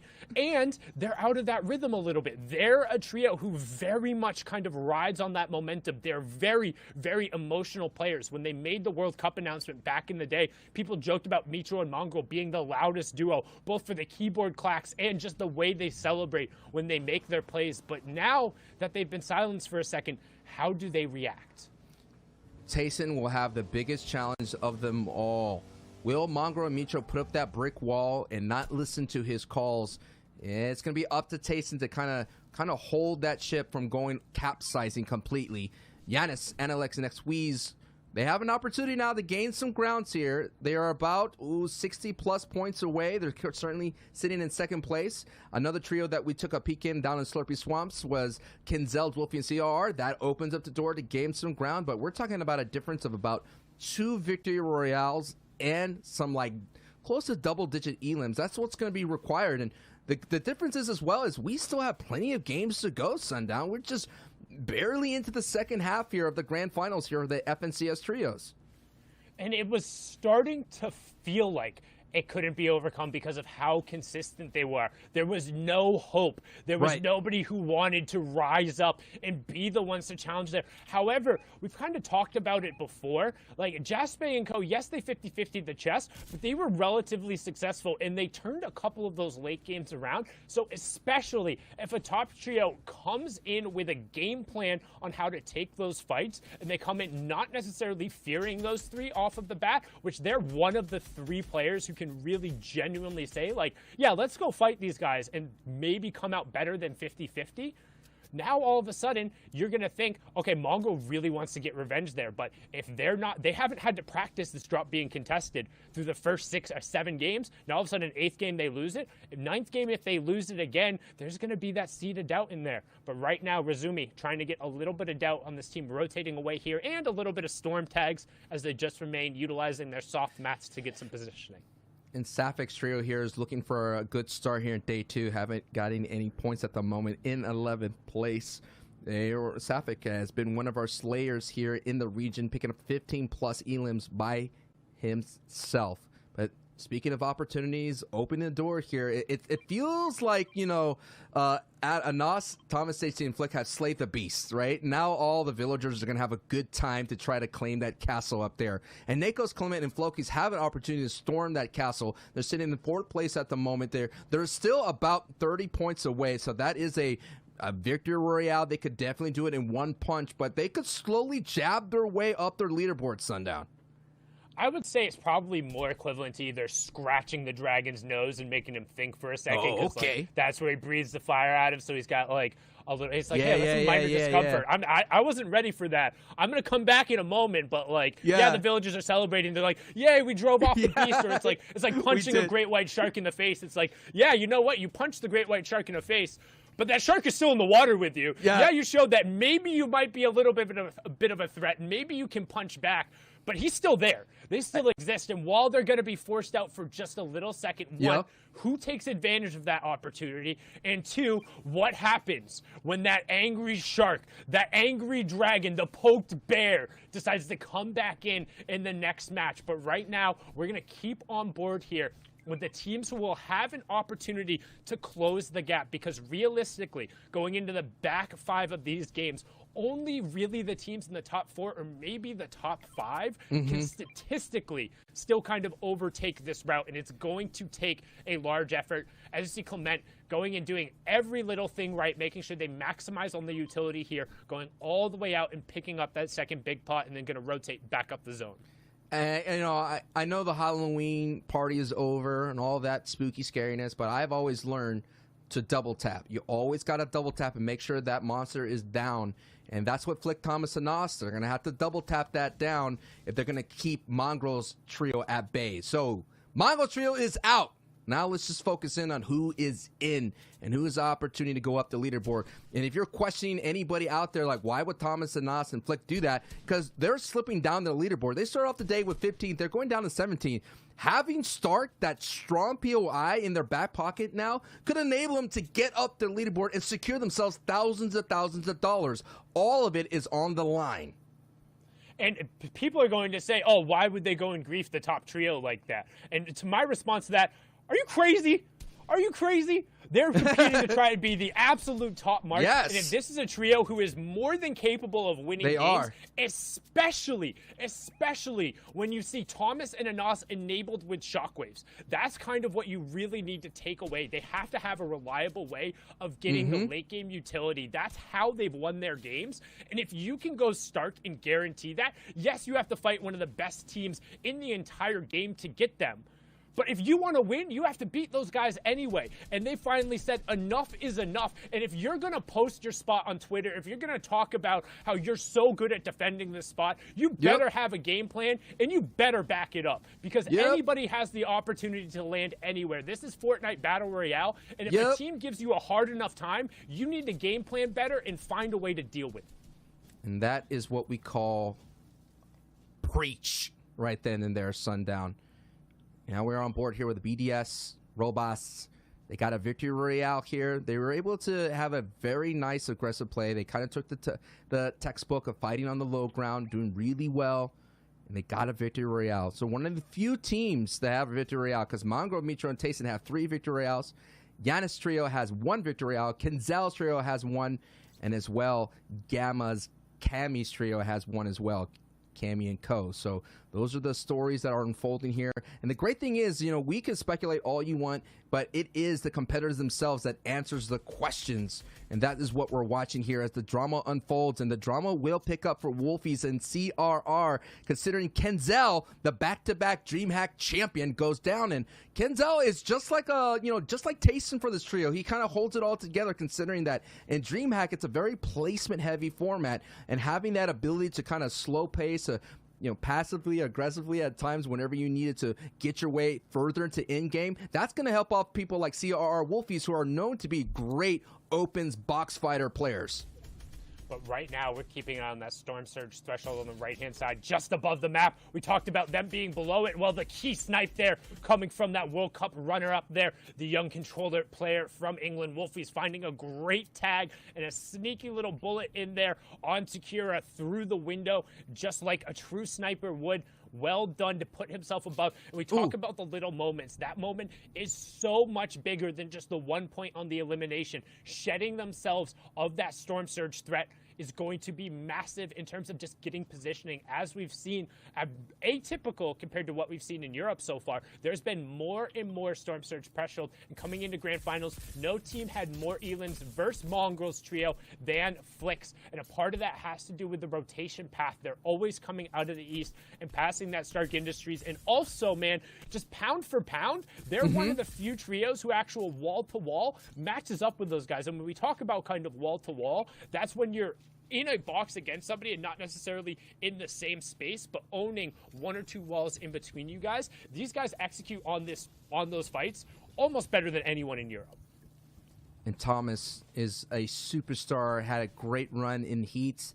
Nas and Flick are right behind him as well. They're forming a very strong trio.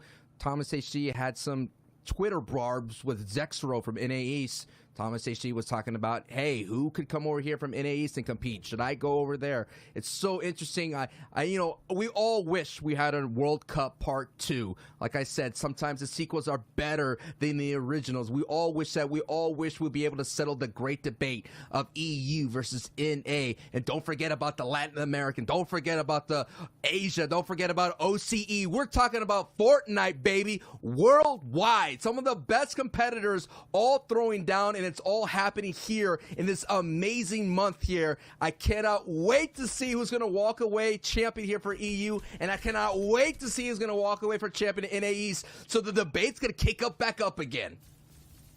You can see right now we're hopping on board here with that second place team on the leaderboard, who's going to try and take advantage of that opportunity to shrink that leaderboard and shrink the lead of that top trio. But I'm glad you mentioned something about Latin America, because if there's an international land, we've seen just how good King can be in those circumstances. But right now, all the focus is on Europe, as Xqueeze, aka MCES, Duck on top there, finds a nice little knock and some key shots on players trying to rotate in. Now, this positioning, we've talked about it time and time before, it's called a gatekeeping position. When you're in the safe zone and pressuring players who have the zone at their back, or either already into it and need to make it into the new safe zone. And it's where a lot of teams who had the foresight to rotate earlier are able to get key opportunities to pick up eliminations. And you can see right now, Duck on top doing a great job spraying down shots there, having control of the pieces in the area, and now trying to locate where that weak member is.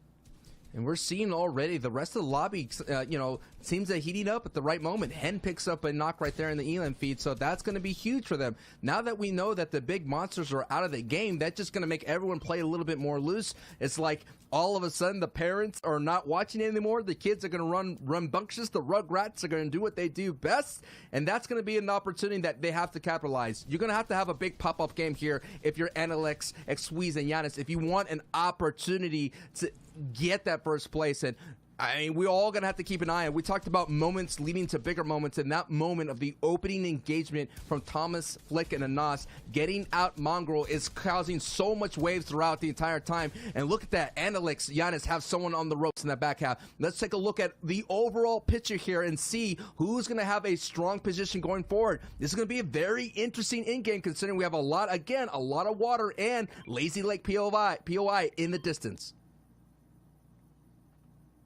And right now, you can see Wolfie's CRR not having to move, just still perched up on top of the building. Lanouf, Moraine, Jaspe, the other team who had originally contested over at Stark Industries, but not brave enough to go over there in the grand finals, posted up. Getting a nice 360 view here. Shout out to the observers, by the way. They've done a great job catching all of the action and giving us some of these beautiful shots. So you see a nice little double ramp rush coming out from our second place team. That to me indicates that that fourth zone was revealed and they're going to try and get priority over that entire western side, and a good push from them there as we see Floki also pick up an elimination onto Swag. So the French trio continuing their tradition of picking up more elims than normal in the mid game, as Andalex in another one of those gatekeeping positions here, priority high zone. And I mean, the reason they're packed around the outside is that fourth circle. So we have half in, half out right after this.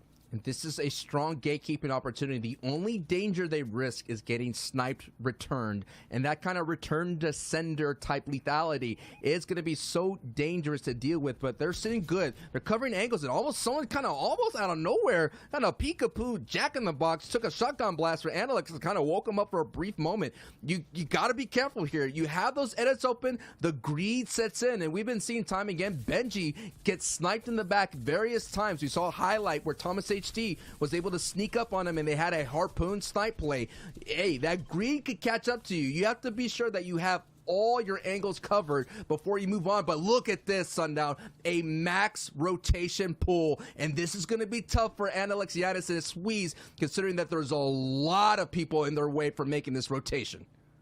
Yeah, and I'm not sure. Okay, I was just about to say, trying to see who has shockwaves on that side because they're going to be using it right away. Because if you go too late, everyone else on that side will have already built up on the high ground and be turning around. So you need to kind of time it with other teams. So there's a plethora of targets going through the air and you don't end up just getting swatted down like a clay pigeon. But right now, Squeeze and Andalex instead opting to stay up on their high ground, and they're going to pick up Patrick and Deceptos, leaving Hen all by himself there. We're also now rotating into the first round of placement points. 18 trios remaining, so one more will need to fall. Then every single trio that drops will be a singular point. Wolfies picks up a huge knock there onto Clement, indicating they're also making a rotation towards kind of that central zone. Everybody already posted up in Lazy Lake is more than happy and keeping an eye on the Elim feed. Janice gets knocked there as well. So our top four trios facing a little bit of adversity, but who's capitalizing on the opportunity right now? It's the team who took the situations by the horns. Thomas HD and Co. grabbing some elims. We're going to hop back on board here with Nate, Smash Dave, and Bobo, Exalti, our wild card team, trying to find some more rifle elims on the side. Rojo's team going into the day were top 10. They kind of slipped a little bit there, and they're trying to find their footing in 12th place. This is a strong opportunity. You had basically the lowest of chances to get into the grand finals, and you were one of the ones that came out on top in a wild card finish. And there's just proving the point how strong the EU region is. The 33rd team is now sitting in a top 15 situation. Now we're going to kind of pull back. Let's take a look. We already know that actually Wolfie's spot get taken out by Flick's trio. So now we're going to take a look here as now the first 6 full rotating circle is revealed, and Exalting Nate and Rojo get that prime priority position.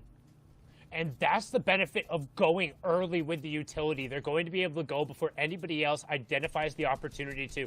Keeping an eye on the top left, Thomas HD and Co. still rattling off the eliminations and making their push further up into the money, taking advantage of the opportunity they made for themselves. It's a breaching charge up the leaderboard, but right there, Bobo finding a great shot and good conversion onto Matzo that Rojo's going to be able to pick up. Hen still on his feet, trying to do it 1v3 style like he's used to. Steelix finding CRR in the feed as well, but Bobo just trying to find a little bit of room here on the low ground. Sees his teammates are a couple levels above him, should be looking to rejoin them, as now we're going to flip on over to the side of the zone, get a wide shot there to see everyone trying to rotate and get in front so they can then about face on the rest of the lobby. And our second place trio is still up on their feet, but it's just in a duo form, as Floki is also going to get knocked. It's all going to be on Nakos now for our 4th place trio, as the first placement points will take over. Every trio up, beginning 1 point, but still 40 players remaining, 9 of which are under Storm Surge. Our 4th place trio going down. 2nd place trio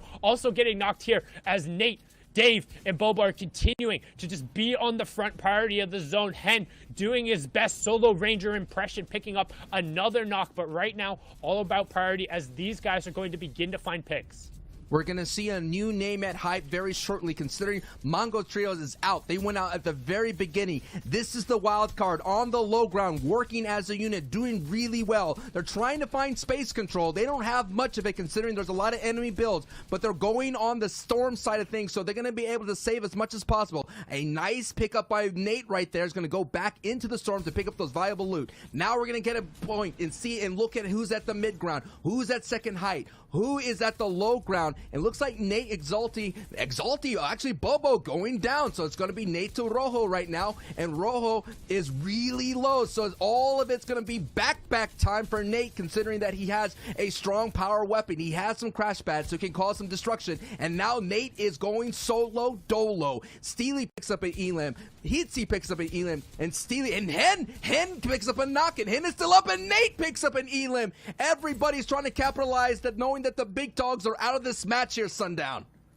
And Hen finally going down the solo run into the top 10, but Nate says, I'm Mr. Solo Dolo himself. Crash pad up on the high ground, gets Antarak, and we saw SLQ had a brilliant kind of tactical performance yesterday, hiding in the tree there for their 2nd place. So some high ground control, but again, textbook from the top down. When they're given the power position, they're taking advantage and trying to storm up the leaderboard. Thomas HD flicking at us on the high ground, and nothing to do now. And Sweeze is out, so that is the 2nd place team going down, getting eliminated. This is Thomas and Anas and Flick's world to be able to bolt themselves up their leaderboard. This is the strong opportunity to do so. They already have, look at that, double-digit elims, 11 elims. This is going to be such a strong game from this trio, and now we're in a top 4 situation. And Flickanos and Thomas HG has initiated the spread, the split, the deadly split that a trio could initiate and rack up a lot of elims and cause disruption. And Flick has those crash pads as well. He's going to be able to throw them down and cause more disruption on the low ground. But I want to see them execute and close out this game. Too many times during the qualifiers, they'll be in this position and it'll slip away in the final moment. And if they want to put themselves in the money, if they want to unseat Mitro, Mongol, and Tasten all the way, not just from the landing spot, but from a miraculous run and unseat them at the top, they have to get all the elims in the victory run out. Nos finding Flois in the side. Thomas making sure he's all the way up on height, and he has a shockwave to also throw down on the low ground. Gonna continue with the crash pads, sends up Anas, but Flick goes down. They're gonna put the heals onto Thomas, and then Anas is gonna go down and try and close out the match. Challenge comes up at a big 75 tag coming through. Here's the thing, Anas is down 1v3, but the tick is gonna end up coming over. Centric is in the zone, he has the healing pads, and Thomas HD clutches it up there. Well done, Louis, going down in 15 eliminations. That was awesome. Unbelievable. It is grand finals. It is hype. We are going to need a leaderboard check. Zeke, Shio, and Reese, what you got for us? I'm sorry. Did Thomas just full send it with no builds in that final moment? The confidence to say, look, I'm going over the edge here, and I'm walking away with a victory royale. Thomas, listen, okay?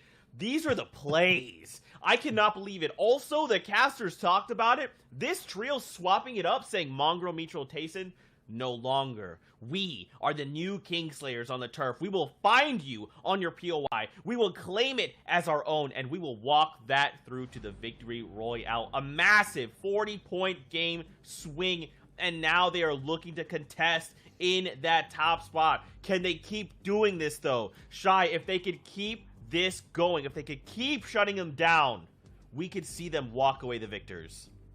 It'll have to be a repeated time loop every single game, though. They'll have to come to bargain over and over again, because right now the top 5 is looking exactly the same. Yep, no changes here at all. What I'm very interested to see, though, is where that put Flick, Anas, and Thomas HD.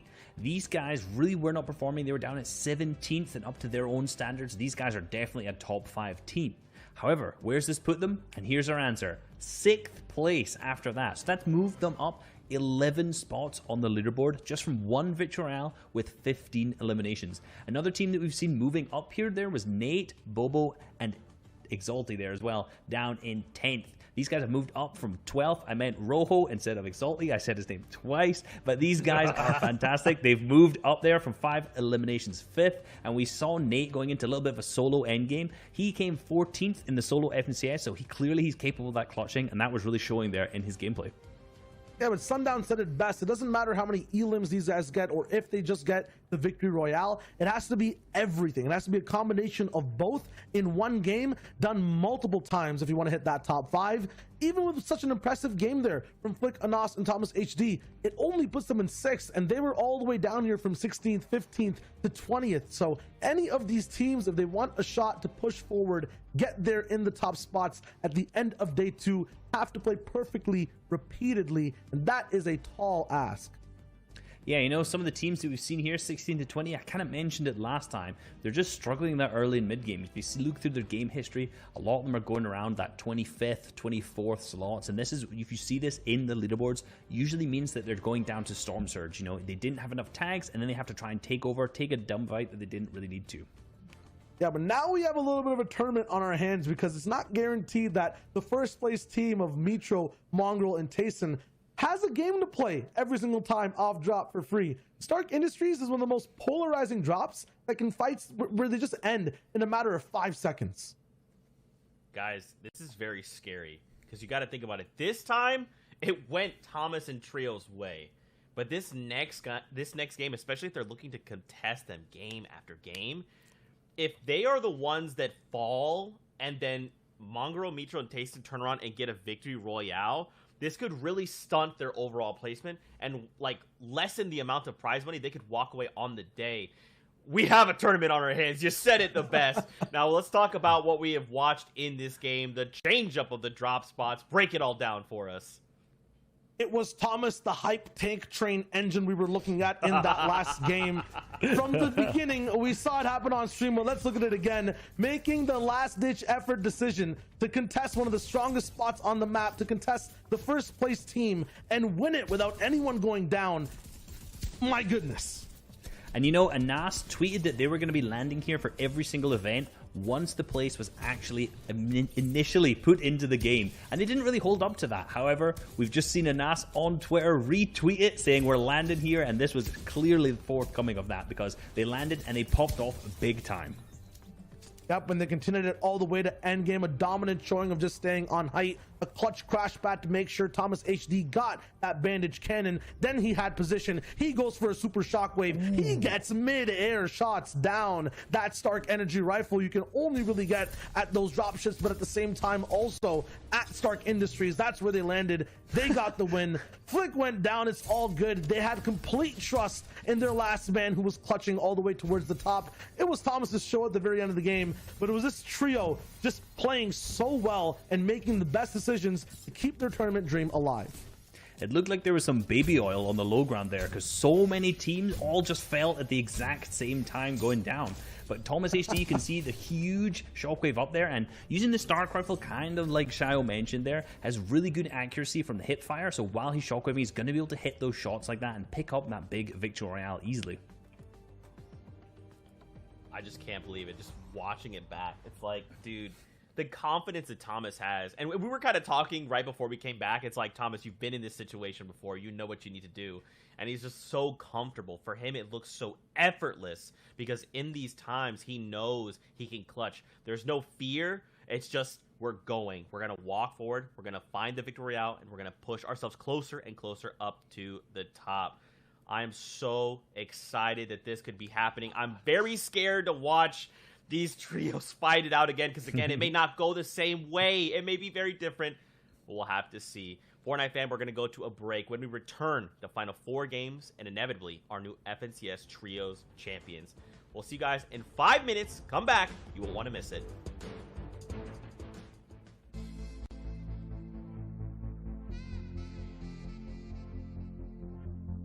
What's going on, Fortnite fam? Reset back with another video, and in today's video I want to cover height. We're going to be using Zayt, Saf and Stretch as an example, and one of their games where they picked up a victory royale from Qualifier 3 Round 3 of the FNCS. Across the 12 games, these guys picked up 4 victory royales, and they hold height in an absolutely textbook way, so let's dive into that. Firstly, just for super basic, height is when you're on the very highest layer of the moving zones in endgame. And this is powerful for many reasons. Firstly, because you use the least amount of materials to traverse the moving zones, you have a ton of angles on players to shoot down on, you have the best opportunities for healing, and you only need to worry about players below you, so you don't have to cover your left, right, and above, which you'll have to on low and mid ground layers. I like to categorize the art of playing high ground into 2 separate categories: claiming and maintaining. Claiming high ground does not start in the end game, it starts much earlier in the mid game, and in this game in particular, Zayt, Saf and Stretch try to claim the high ground as early as the 3rd zone. You can see them take up a large amount of space horizontally here, with Zayt and Saf building over onto another area, so they have 2 separate points of high ground. Later on in the game, when the 4th zone appears, they're not actually inside of this zone, so they wait late until other players have already built up there, and then they all shockwave over and claim the high ground there. The only reason that these guys get to the highest layer in 4th is because they'd already set themselves up on a higher layer in the 3rd zone. This allows them simply to just shockwave over and claim it. From here on out, our team's goals switch up from claiming high ground to maintaining it. Really, they're not looking for a huge amount of eliminations here. Their main goal is just to ensure they are the only ones on height. They do this by shooting at other players who have built up in other areas of the zones around equal levels of them, and also by looking down, looking at players who are 1 or 2 layers below them, and pressuring these guys to make it seem like there's no chance that they're going to claim height over Zayt, Saf and Stretch. You can see that the 5th zone is almost max distance from where they are now, so this is where Zayt, Saf and Stretch are going to need to start claiming the high ground again. Zayt hits a beautiful snipe on one of the opposing players at the opposite height, so this is an immediate flag that our team should now just go and grab that height, because these guys are going to be on the defensive, trying to pick up the res on this teammate, and aren't going to be focusing on maintaining that high ground. What Zayt does is he actually shockwaves over to another layer of builds and then builds out into the zone to create a different area of high ground. Then, once this is solidified, Saf and Stretch both then come over onto this high ground, and then Zayt actually goes over to the other layer of high ground where he sniped the player and builds up here. This is exactly the same thing we saw in the 3rd zone, where they've claimed 2 separate layers of high ground.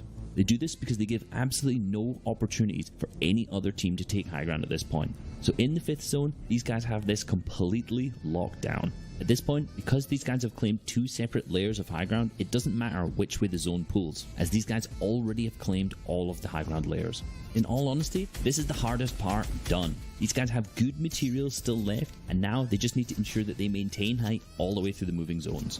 The main threat that they have is players using the shockwave grenades to fly up and take height from them. So the way that they defend against this is by having one player on what we call ultimate high ground. In this game, in the first few moving zones, this is Zayt. He stays up 3 or 4 layers above to ensure if anyone shockwaves up, he doesn't get knocked out.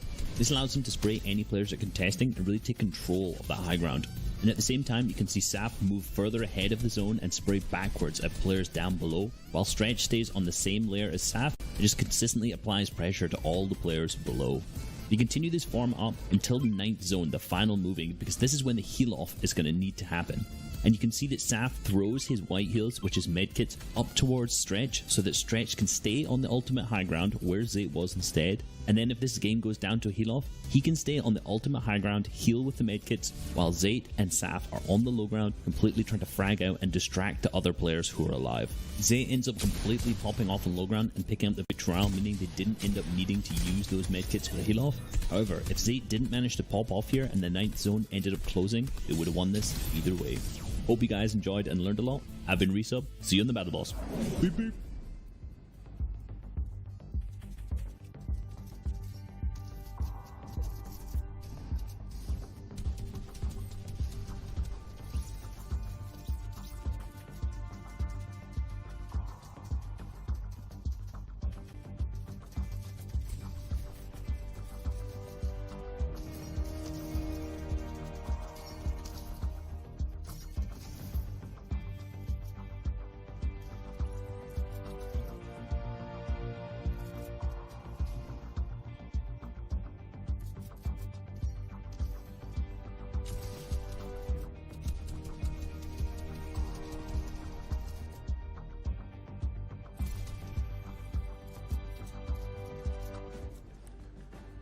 Welcome back, Fortnite fam, to the FNCS. If you did not see it, there is more things unfolding before us. Thomas, HD, Flick, and Anas are contesting Mongrel, Mitchell, and Tayson. They flipped this entire region on its head, and Retail, where they left, now has 4 trios there. There's a lot going on. We're jumping back in the game. We'll see you in a little bit. We're kicking it over to our casters. Take it away, boys. Thank you so much, gentlemen, and welcome back, everyone. We're hopping on board here. Thomas, HC, and Nas inflict already 2 elims to their name. You can see it right now. We are a little bit into the match. We've already had 4 trios end up going down 19 players total here. So we're coming back from the break. 1 elimination in Thomas' hands, 1 inflicts, and all of the spoils apparently as well. Also, it looks like we have more people landing in Stark's Industry trying to go for those home run plays. And his Moraine, Jaspe showing up here. Milan, Chapix, and Queasy showing up here. I think what's happening right now is we're getting to closer and closer. This is game 9. We have a total of 4 left, including this one. We're seeing a lot of teams now going for those home run dingers. They're going for those, I guess, mid-pitch shots towards goal at the moment, going all for nothing, because that is what we have here. Everything has to be put on the line. So that's why you're seeing this. Now the question is Mongrel, Mitchell, Tayson alive? Are they still up? Can they still build on their lead? Because already that gap is closing.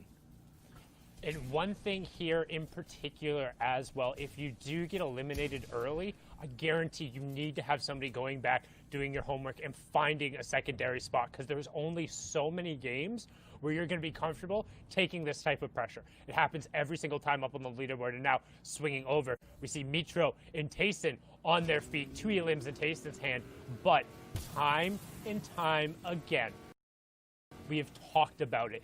This trio struggles without Mongrel. They have yet to find any amount of success when he goes down early. He is their playmaker, and despite just how strong the other 2 in their own right, it seems like they really struggle to find ground as a duo. It's so interesting to see this change of drop spots. I mean, the biggest areas of drop spots fights has been Retail, Misty, Steamy, Lazy, and Dooms. And so essentially throughout this entire grand finals, I mean, Stark's Industry has been chill. You know, chill vibes all around as Hen picks up a confirmation in the elim feed. So Hen is now finding his footing. Hen, another rising star in the EU side from Become Legends. Now, Tayson and Mitro, their main objective, you may say, is, of course, get Mongrel back, reboot him back from the reboot van, but it goes beyond just having him back. He is their ultimate closer. He has the most elims in this grand final. He is such a dangerous player, and together as a trio, you've been seeing the results, and that is why they're on top of the board here with 186 points going into this match. And one of the key things they're doing right now, knowing they already have the 2 eliminations, and also compared to every other game, this is so much of a sparser game. 78 players, 77 players remaining, when before in these situations, we've seen upwards of 91. They're hanging out in the side of the zone. They know there's more than enough bandages, more than enough med kits. They have a bandage bazooka as well. They're just trying to hang out and wait for this reboot van, knowing that the priority is, if they have the card, getting Mongrel back on his feet. It is the only thing that matters, because their potential for picking up points goes up so incredibly high. And here comes the play. And notice how they waited until the zone was pulling 2, so everyone else left. They have excess white heals. They're going to try and get as much through. This is an incredibly intelligent play, because if they had gone and done the reboot beforehand, the other teams who are still there, who are still hanging out, or waiting for this top trio to leave, would have heard that sound and effectively would have been a dinner bell. This is the ultimate mental check. Every champion goes through adversity. That's what makes you a champion. Like Dwayne Wade said, that 3-time NBA champion.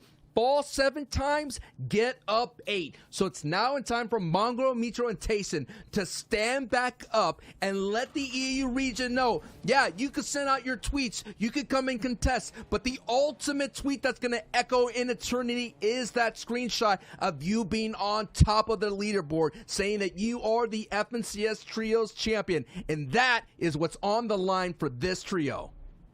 And a good job. We talked about it. Hey, they might not be getting out of here with all the spoils, but they got 2 points. They're not going to be under threat of the initial storm surge. And Mongrel is on his feet. That's all that matters. Yes, the white HP is going to be a little wanting. Yes, they're going to be lacking on shields, but because of the bandage cannon and because they're doing such a late rotation, there's going to be a minimal amount of pressure on them here. So this is realistically going to allow them coast to at least a little bit of a safer endgame. And if you don't completely wipe them out, it's not good enough. It kind of reminds me of the World Series here in the 2020 over here in the States. I know this is an EU region broadcast. In that World Series, the Dodgers, the Los Angeles Dodgers, went on to win the whole thing. They were mostly known as a home run hitting team, but then they started playing small ball, going for singles, doubles, triples to accrue their runs. So now it's going to be a small ball game for Mongraal, Mitro, and Tayson. They cannot go for that big home run with that big old, according to Twitter now, Starks equals victory royale. It's not going to be that simple for them. But like I said, a champion's ride is going to go through some troubles. Now, a champion going through troubles is Benji, Lecce, and Savage, who have not yet to kind of hold on to their day in day two. But it could happen right here. Benji with a big time 200 back to back. And now they know Benji's here to fight. And Benji's able to clutch it up solo style. But man, clutching up this early in the game, all the way to end game, that's going to be a huge story to tell for Benji. That is a huge ask, but if anybody can step up to that plate, it's him, and he's going to get the pick, know he's clear of Storm Surge, and then just get out of dodge, knowing that rotating past him would have taken him past Andalix, Squeeze, and Janice there. So instead, going to move towards the north side, try and find the little bit of a more sparse, a little bit of a safer rotation, finds a big pot in there as well. So his loadout not looking awful, and he's got plenty of excess utility. So, I mean, he's set up for, and that was it just 2 slurpfish hanging around there? Hey, I mean, sometimes you just walk around and you vulture your way and you get some nice loot. Sometimes, you know, Lady Luck is on your side. And now that's what's going to be required for Benji. As you can see, there's a dangerous trio looming in the distance. This is their second place team in the grand finals. Is Andalixianus and Xweez still really super behind here. We're talking about 40 plus points behind our first place of Mongraal, Mitro, and Tayson. And you know, their work that they did, they conditioned this leaderboard sundown, and all they have to do, you mentioned it time and time again, is just be on your feet, rack up those placement points. You already are going to be safe because you don't have to deal with Storm Surge, because you did have a very contested drop, as we saw there for that brief moment. And now, you know what? When you're on top of the board this way, the rest of the EU region, they don't want to be embarrassed. They don't want to walk around that someone was able just to put triple digits on them easily. They don't want that. You have a target on your back now, and the question is, how are you going to respond to that? And the one thing to note in particular, too, is their inability to capitalize on the one opportunity they got while getting the placement points and while getting some eliminations. It's not quite enough because Mongraal and Co. have 17 more eliminations than the next closest trio. These guys are still fragging out. They have 41 elims. They're the second highest, and they have a 7.2 placement. But the fact that Mongraal, Mitro, and Tayson are beating them in both of those categories, with the most important aspect being those 3 victory royales. Every single one of those victory royales is just a base plus 5 points. So from the victory royales alone, that's plus 15. The difference in elimination gives them plus 17. And then they also have a better average placement score coming through there. So you have to find a huge performance on top of them going down. And again, with 4 matches left, it's still possible. But every single match that passes makes it more and more unlikely and more likely that everyone else is fighting for second. And at the same time, you have Kinzel, Wolfies, and CRR who are right behind you. They're very close to up in your right here and get into second place.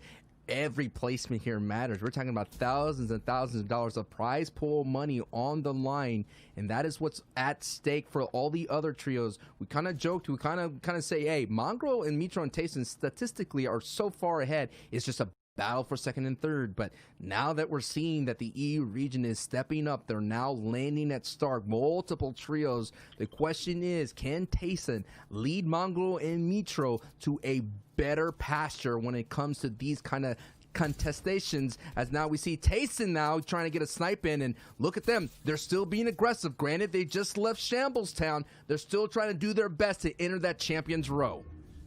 I Yeah, I'm very questionable about drawing any attention to yourself right now. I know, We've seen it's they don't have dangerous. excess shields. You're making a rotation through the open, but they say, Sundown, don't you know who we are? We feel comfortable with the lead. We feel like we need a refresher here. Let's go box to box. We're some of the best in the world here. Mongo providing the support there with the burst rifle as Tayson leading the charge there, the E11 player, straight into the box. Forget box to box. He's inside the box. Mitro knocks Smudge. Percolino goes down, and in the blink of an eye, 23 teams to 22 teams, well above Storm Surge, but we talked about calling attention to yourself, and what happens? They were able to get the mats, but now it's going to be on Mongo to hold off the lobby focus, and everyone should know that's them. There was no other action. They should be pouring the shots in. Tayson is down. Mongrel is down. Mitro, no shields and just the white HP to his name. You would assume that everyone would just be pouring in the bullets right now and not giving him opportunity. They need to capitalize on this, and there it is. Down they go. 21st for Mongo, Mitro, and Tayson. They get 6 points, but again, that door that looked pretty firmly shut, deadbolted and had a lock on it, well, maybe there's a little bit of light. Maybe there's a gap, but the question is, who will step up? That totally reminded me of that scene with Mean Girls with Regina George, where all of a sudden everyone realized Regina George was on the ropes, and everyone uprises against Regina George, and that's right there. All of a sudden, the lobby folks just decided, enough, Mongrel, Mitro, Tayson, enough. We're going to put you in your place for the time being. But, hey, that place is on top, man. They're still feeling good. There's still another ultimate mental check for them to deal with, and Kenzel has a lot to deal with. Kenzel now has to be solo, the back-to-back DreamHack champion, which was a solo tournament.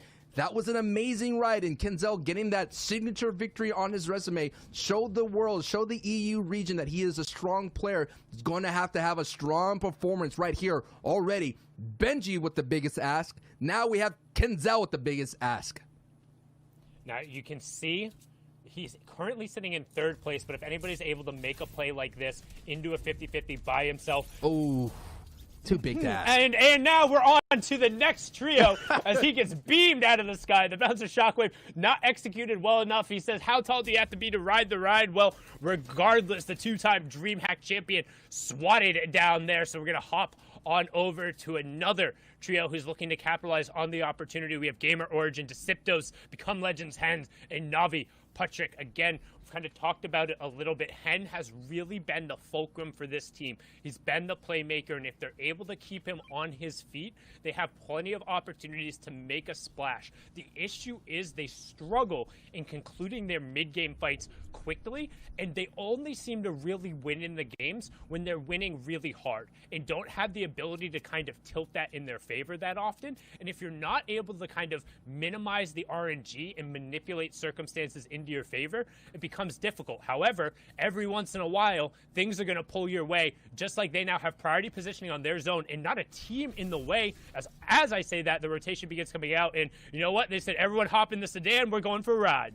And just to show you what kind of ride that you could have with a pop-off game right here, right now, Thomas Eshi and Nas and Flick were able to go from 15th place all the way to 6th place with that strong finish in the Victory Royale. Hen, Deceptos, Patrick are now sitting in that 15th place. Can this be that pop-off game that they're looking for? Making that vehicle rotation is so dangerous, but Hen, Patrick, and Deceptos, their game plan is to go for height with a really aggressive retake. So, yes, they're currently sitting really close to low ground, but watch them as you're seeing on the top. Deceptos leading the charge, tunneling, tarping his way, and now you're going to have Hen and Patrick that kind of be looking in the backside of things. Patrick most likely is going to be the support player, but Hen is the one that's going to be the most damage as a fragger. And the one thing to note right now is they actually don't have any utility to go up. No crash pads, no bouncers, no shockwaves. What they do have is floppers. Oh, so they're gonna look to try and find some picks or find a play there. They find Analyx and grab the body, huck him back, see if there's anything there. Shields sorting through. What they're looking for is a way to go up, because as you talked about, that's when they do best. And what they get from that is a crash pad, and that's going to signal the alarm. You hear it in the background. It's going off right now, and another down coming through. Navi Patrick finding the elim on the box-to-box. Deceptos is going to be the one who's able to confirm it there. And all of a sudden, with only one elimination on the low ground, they're going to turn it into 3 and some utility to potentially make a play. Crash pads and floppers in the inventory. And man, and what some great space control on this layer. And the EU region wanted the smoke, and now the fire is ablaze, considering that Mongrel, Mitro, and Tayson are out. Who is going to stand tall after all the ashes are done? That is the question to ask. And Hen, Patrick, and Deceptos, we've all been waiting. We've all been wondering, where are they? They had such a strong performance in Heats, and Hen on your bottom left picks up a knock right there with some double beam, triple beam support from the rest of his trio mates. And now Hen, he's not done yet. Just like a machine, he's going to turn his attention to the backside of the storm. Very strong trio performance as we are now in the top 11. So placement points will be doled out. And here we go. They're going to try to make a move, and be careful though, because Height could kind of beam down on them, because considering that they're very close to second from Height. And this is what it's all about. Players taking opportunity and rocketing themselves up the leaderboard. A huge pump there in the bottom left-hand screen. That's the one you want to keep your eye on. That's Hen with the floppers, with the shockwaves. He found another one. He found another one. The backside of the zone plays. The young Englishman who's been on fire since the Cash Cup win on his birthday is trying to catch a dub here on the largest stage possible and take themselves from 15th back into contention, just like Thomas HD and co. But Deceptos goes down. That's generally his partner in crime, so Patrick is going to have to do. But look who's still in the lobby. Thomas HD's name in that elimination feed. They're capitalizing on the opportunity and making plays for themselves. We're going to hop back on board here with Hen. 11 players remaining, 9 players remaining, 4 trios left as Thomas gets a nice double there to continue their push towards the top. High ground though, Munch just raining down shots. We have Hen in the bottom right, Thomas in the top right. These are two of the best playmakers in that elimination feed. They're capitalizing on the opportunity and making plays for themselves. We're going to hop back on board here with Hen. 11 players remaining, 9 players remaining, 4 finds another one. Shockwave's about to come out. It's all up to Hen as he goes for Height. Doesn't find it there, but still has the floppers. Thomas also looking for his own room. Can either of them solo clutch up against the trio on high ground? That's been the theme of Europe, and here we go. And Thomas gets another elim. Thomas has the ability to do it. With 9 elims, it is a possibility. 2 solo players. Oh my goodness, Hen's on Height. The trio is now between the sandwich right now of Thomas HD and Hen. Hen is raining down some fire, and they're going to go down into the arms of Thomas HD. Hen and Thomas pick up elims. No build for Hen. This is an opportunity. An opportunity. Yes. What a play. Up and gets Thomas HD and Munch. Oh my goodness. Hen, what a way to close this out, and Sundown is speechless. And that was sick. We've talked about how good he is, how him and Thomas are the fulcrum. Well, the two of the best individual clutchers in the final moments there, going back to back, punch for punch, shot for shot, elimination for elimination. But in the end, Hen walks away, and that's now twice in a row. We've seen the 15th place team rocket themselves up the leaderboard with a victory royale. And that's all you want, man. That's all you want is a chance, is an opportunity to represent your trio. We are getting close to the end, and we are going to need a monster breakdown and a leaderboard check from Zeke, Shao, and Reese. Analyst S, what you got for us?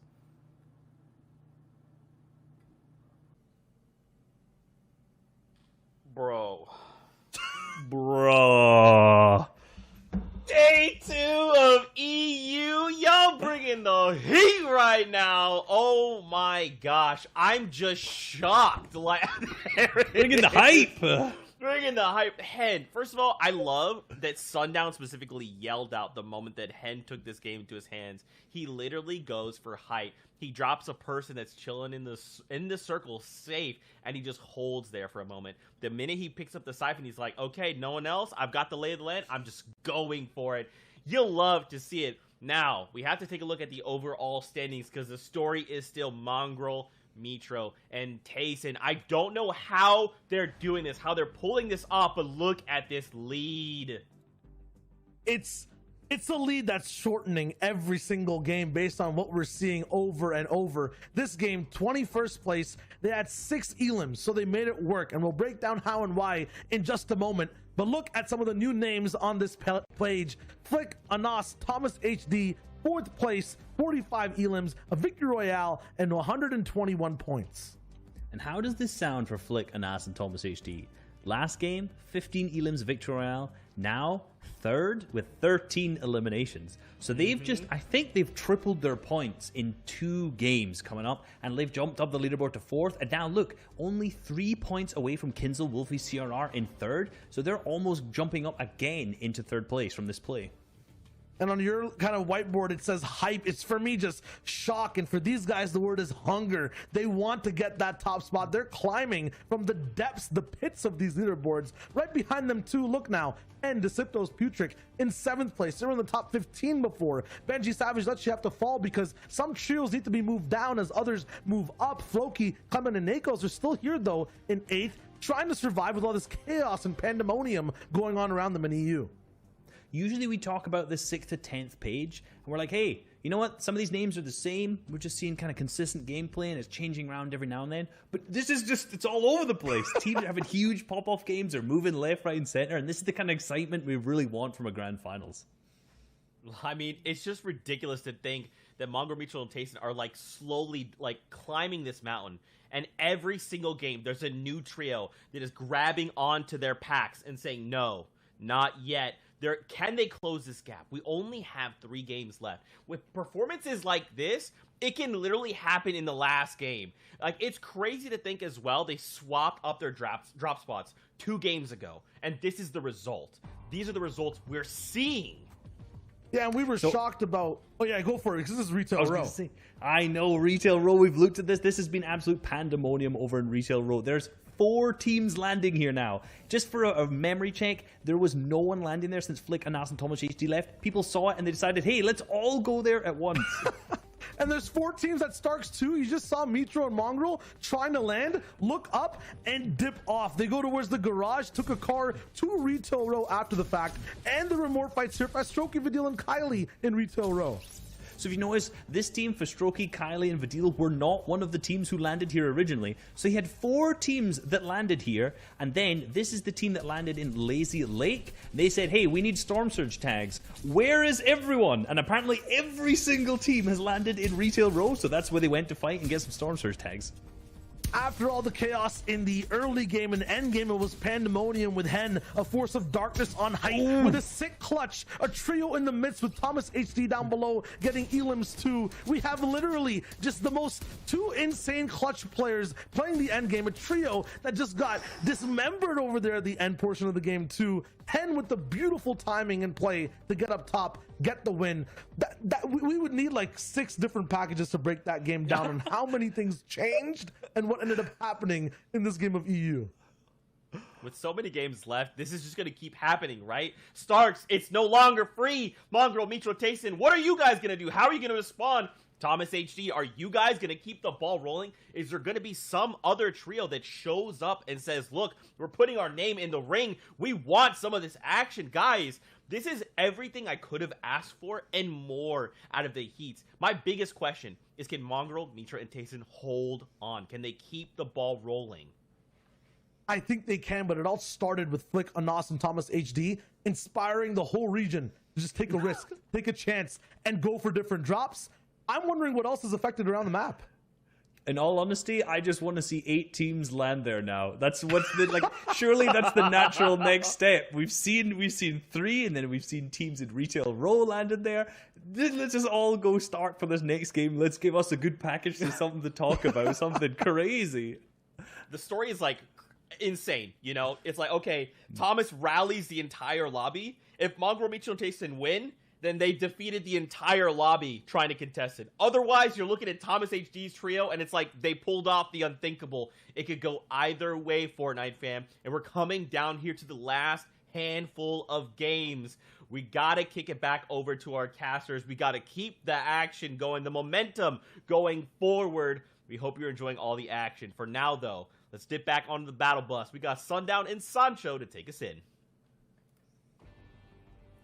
Thank you so much, gentlemen, as we've loaded on in, and this is match number 10 in total. We have 3 more to go today, and then we'll crown our FNCS Chapter 2, Season 4, European champions. They'll be walking away with the axe. You can already see decent amount of spread going on here. Some triangles over at Stark, so there's definitely going to be a contention going on, but otherwise there's a decent spread of teams. However, it feels like there's a couple more people also lurking on those out route kind of paths just outside of Stark, as we're going to swing on over with our match 9 winners, Hen, Deceptos, and Patrick. And what a great performance from Hen, the clutch factor that he has, coming 15th place going into that match, getting the clutch victory royale as a solo, got them to 7th place. That is going to be huge, and that is thousands of dollars of pop-off game potential right then and there.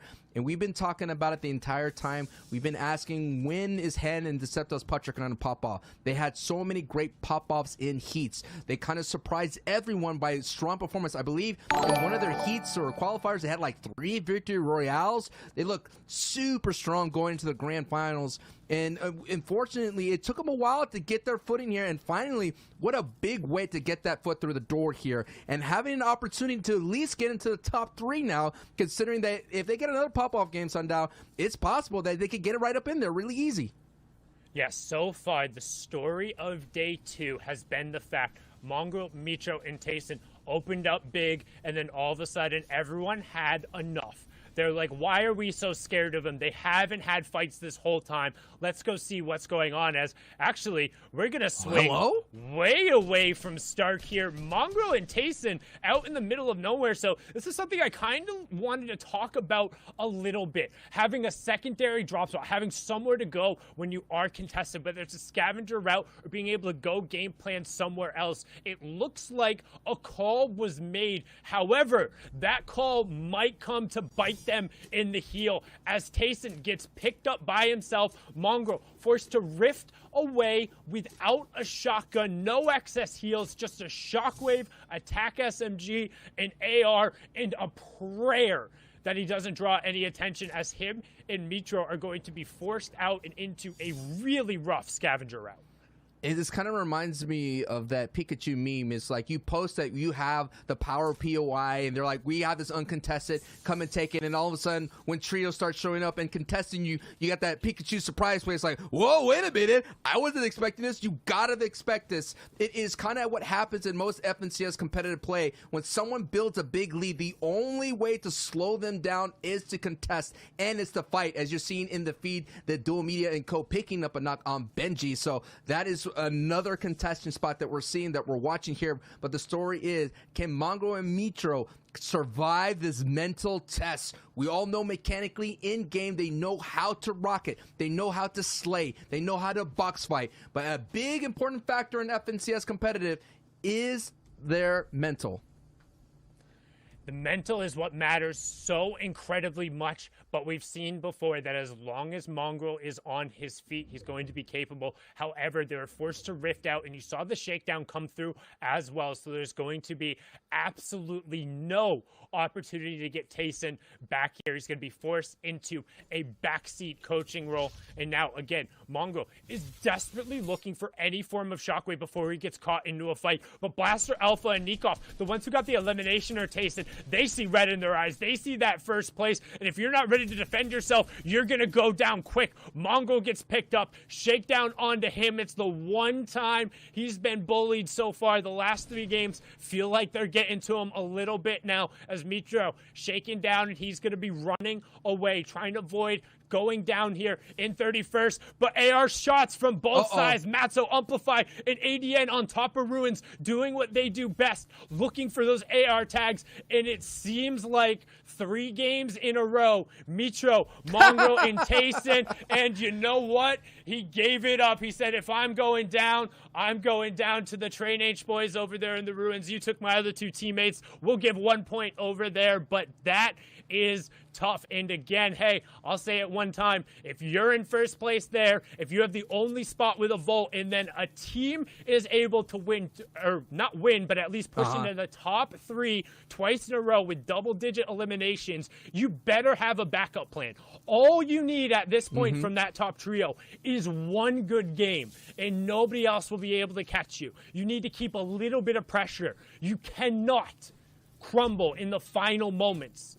And it seems like that might be that horror story from Season X, the MMB trio, where they dominated from wire to wire and then came up short in the final moments. Oh, man, you just gave me goosebumps, man. It's like you're telling a spooky tale. We're all sitting around a campfire, and you're like, let me tell you the tale of what went down in Season X. So it just shows you that the outer POI teams are very strong teams. It's a very dense talent pool out there, and you kind of test those waters out there. And I think at this point, Mongrel, Mitro, and Taste, you talked about having a secondary backup plan. I think they still have to give it a chance. They have a couple of games to deal with.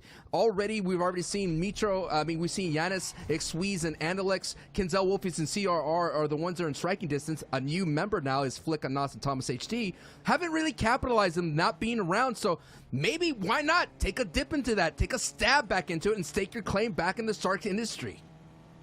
It's possible to be able to do it. They've won that fight a number of times. It's very practiced. The issue is when there's more than just one trio there, it turns into a clown fiesta. You can cue the circus music that everyone loves in the Fortnite community because it is quite literally people trying to 50-50 guaranteed chess, desperately trying to get a vault key, maybe get the vault key and then dip for a second for an opportunity to come back in, deny the people those resources, and then get the late rotation as the storm has come through. We've seen people do that before, but now, with 3 matches on the table, Mongrel, Mitro, Tayson, off. Andalex Jen is currently in second. They both came from behind to get their wins in the FNCS Duos and the Invitational. They've read this book before. The question is, can they write a sequel, and will it be that bestseller? Because coming into the match, they are the ones in striking distance. There's a number of other teams who are about 70-plus points out who could potentially do it. This team, 40 points out. That's a solid victory royale to then be nose-to-nose with that top trio again. And if anybody is capable of doing it, it's Jonas, Duck on top, aka Xweez, and Andalex. You're taking a look here as well in 5th spot. Flois and Dreda and Louis, they're another trio that have been having a very quiet day. And Dreda is one of the top slayers in the region and in the grand finals, doing really well, picking up double-digit elims so far. So that is another trio that we haven't seen a lot on the desk here on the broadcast, but no doubt they are actually making waves and baby steps their way up the leaderboard. Wolfie, CRR, Kenzel, we saw in the previous match that it was essentially up to Kenzel to kind of hold on as long as possible, and then he got taken out quickly on a rotation. So maybe that mental check, you see that trio that I mentioned, Flois picking up some elims there in the feed. That team is still around. There's, hey, listen, it was looking like the Mongrel Mitro Tayson show. It looked like we were just all watching Mongrel stream from a secondary POV, but not so fast. The EU region has stepped up. They've taken the challenge. They hit the Giant in the jaw. Question is, does the Giant have enough time to get back up? And if the Giant does, I think one big game from Mongrel, Mitro, and Tayson will put it all out of reach. And the key thing is right now is, yes, while the entire leaderboard is squeezing up to them, we talked about it before. The fact that they opened up such a monstrous lead, they still have 3 victory royales. They're still, I think, in terms of even with those absolutely horrendous placements right there. And missed chug Oh my splash. goodness. Speak of absolutely horrendous there. And again, sorry, don't mean to continue the train, but saw in the Elam feed, Hen actually ended up getting a knock on Janice. Here we so go. absolutely horrendous is turning into horrific. As we said, while they built up such a huge lead, the top teams, the top 3, and the one team who mattered, the French trio coming out of Sweaty Sands, hasn't been able to capitalize on that opportunity. They've stumbled. So that Hare, despite him dawdling, despite him going and grabbing some tea and maybe stopping over to help a neighbor with a fence or something, they're unable to close that gap right now, and again getting a little bit of harassment put onto them. Taking a look here, the record for day 2 points in all regions was set, then matched in the last 2 games. It's just showing you when push comes to shove, when you only have a very limited opportunities, people would just play out of their minds, play out of their bodies, have a, what are you looking at? An extraterrestrial type performance, out of this world performance, and that is what we're watching unfold right in front of us in Hen, Interceptos, and Patre. Hen, you know, he's one of those players that could heat up and microwave himself, and I think that confidence, those 2 major performances, and especially that clutch that Hen had in the previous, getting that victory royale, could be the thing that kind of catapults him, and that is another dangerous up-and-coming trio that is knocking on the front door, that top 5. And Deceptos has been around forever as well, somebody who is very, very, very consistent, the player for Gamers Origin. And Patrick, as of late, has had some very incredible results as well for the solos. So it's been largely them getting their chemistry. But I'm going to put myself a little bit on blast here. They were my prediction during the Week 2 qualifier. But kind of when we talk about them, like with the analysts, I always call them a bargain Thomas HD trio. They have the same kind of clutch potential in the clutch duo between Hen and Deceptos. That's my analog for Thomas and Anos on their side. They're still a Become Legends player on either opportunity there, and they have some of the big moments and some of the huge solo results, but not quite necessarily there in the team modes. And there seems like right now they're pushing that level up a little bit more, but their issue has never been their ceiling, it's been their floor. You have to bring that skill floor and your placement floor up if you want to be able to contend seriously for a top 3. And while kind of right now, that amazing performance of last game is pushing them up into contention, they need to ride the momentum, which is something we've seen they're capable of doing. Seeing in the feed that the trios, Floki, Clement, and Akos, are having their momentum slowed down a bit, considering that they were in the top 3 and they're sliding down to 8. There's people moving up, and now we have trios moving down as Flois as well. That is our top 5. I already saw Indreda getting confirmed in the feed, so we've gotten some multiple volatile action happening in the top 10, and it's not over yet until the final bell has been rung, and we're still, this is game, essentially the last of the 3 here. We still have 2 more going in. This is the last moments, the last frames, and Cami, Rexo, and Altor are doing really well. They got a victory royale here today, and that's going to be a strong opportunity to at least stop the slide for the moment, because Hen and Anos and Thomas HD, that they just came out of nowhere, man. They just out of nowhere just heated up, and wow, man, that was just a crazy ride those past 2 games to see these trios that we've been hyping up the entire heats kind of perform here in grand finals to make us feel like, hey, at least we know what we're talking about. Yeah, and another trio who I ended up predicting and has been unable to take advantage of the opportunity so far today with only 35 points here is Floki, Clement, and Nakos. And I'm actually a little confused because I saw one of them get knocked and I thought confirmed early, but I guess not coming through there. Is Clement going to pick up another Elam on his side? This is something we see this trio do very often. They are not afraid to fight wall-to-wall and box-to-box in the mid-game situation. They do so more often than any other trio in the region, and they're able to convert on that there, finding 2 eliminations in what feels like getting a footing in the game for the first time in a while. And we are going to get a scary in-game again. We saw a scary one up in the northwest area, all aquatic, but now we have a mountainous terrain, Old Man Mountain. There's 2 of them, a crazy valley to go through with the river, and at the same time, a bridge that cannot be broken. That's going to be interesting to see how the in-game leaders navigate this treacherous in-game.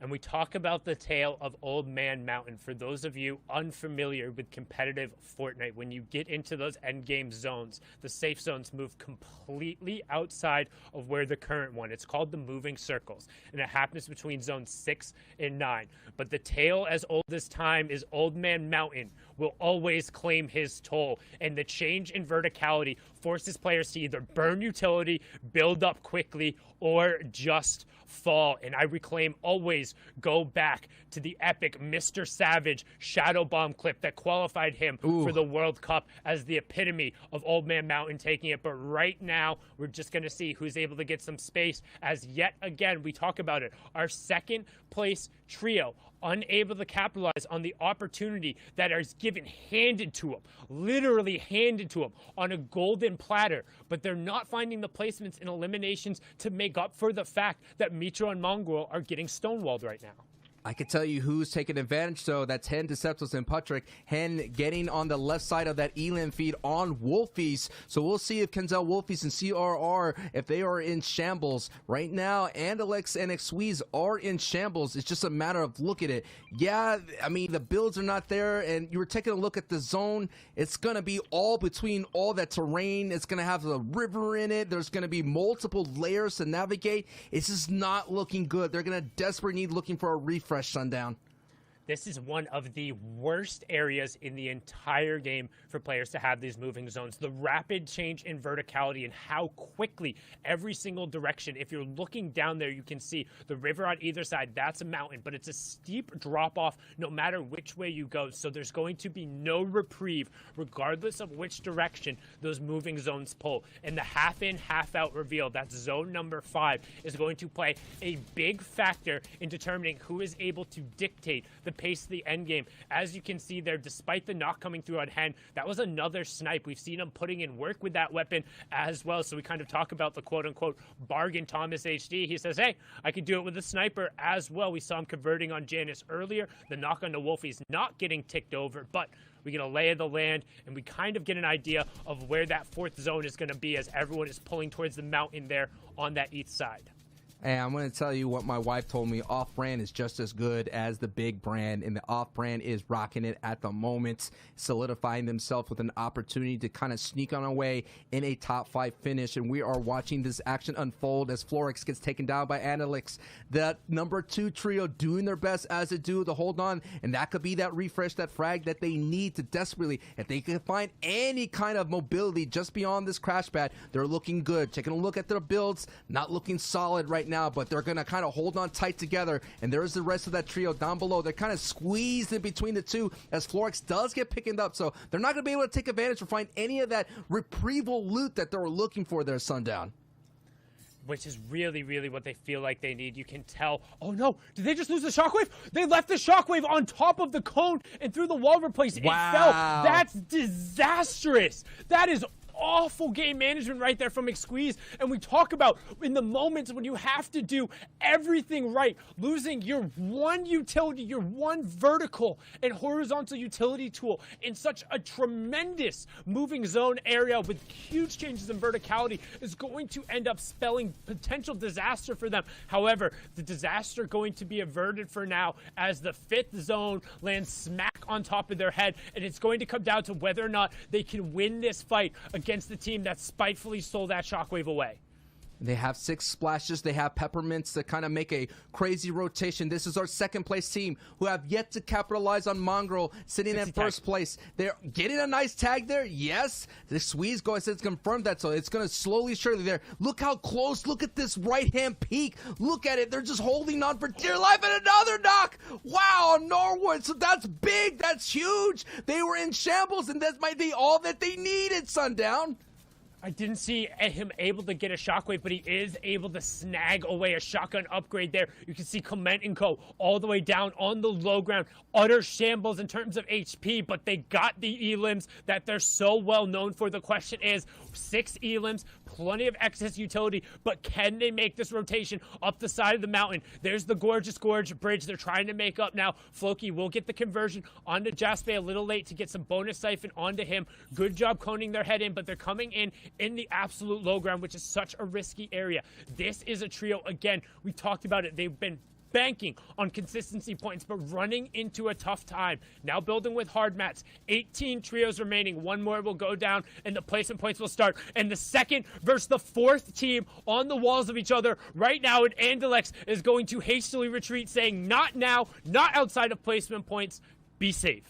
We took a look at 4th place, and now it's on 3rd place right here. Kenzel again for the 2nd game back-to-back, riding solo dolo. He has some shockwaves if he gets into some dangerous situations, has some decent amount of builds, but it is the lack of power weapons that's going to hurt Kenzel. No doubt Kenzel is going to do his best to kind of emulate his DreamHack championship. The back-to-back champion now is back-to-back solo. He does get priority of zone, but I just don't think he's going to have the ability to hold on as much as possible. A trio could easily overcome him. Yes, you got one player, but with that blue power pump, it's not going to be enough at all. You're going to get traded out so easily. So, but hey, Kenzel, All you gotta do is stay alive. Just get to placements and you'll be able to get closer and closer and get away from Flickanos and Thomas HT, who are right behind you.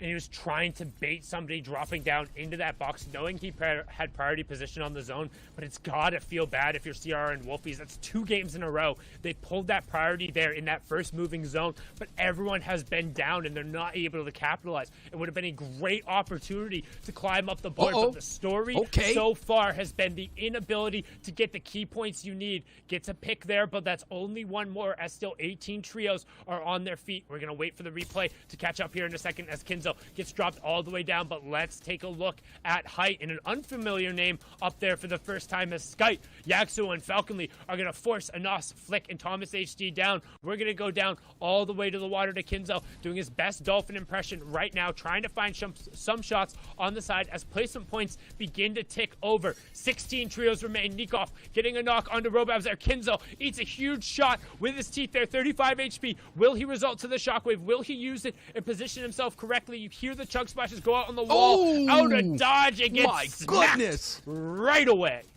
Unbelievable. Sweeze is still alive, though. Sweeze has an opportunity just to get a little bit of points, but it's going to really hurt because, look, he's at the very bottom, and he has to go up this elevation, and the Trade Hard trio of Falconry, Yasuo, and Skype are looking to have the opportunity now to add some points to their leaderboard and be able to get up more. These are thousands and thousands of dollars victory royale here that's up for grabs. Now let's take a look here at some other trios. Now we got Nikov, all with his trio of mates, looking very strong, but the story here is Andalex and Sweeze, who are still in this. Look at them in shambles on the low ground as Nikov picks up an Elim. That trio is fighting at full force. And now look at your left side here. The storm is going up and up Old Man Mountain. Old Man Mountain claiming his toll, first in utility, then in builds, then in your tournament, potentially ending right there. You can see still 2 games after this, but a huge pickoff from Nikov in the storm. And this is what we talked about. You got to get the pickups, and then you got to find a way around the mountain. The bandage cannon will bind him some time, but right now, Duck on top goes down, and if you have to capitalize, if you're Andalex, and into the box of Deceptos he goes, gets a much-needed siphon, has some minis as well, but needs some space. Plenty of builds in a second pickup right away there by Andalex. That was massive, and Nikov finds some room as well. The individual plays continuing here, Sancho.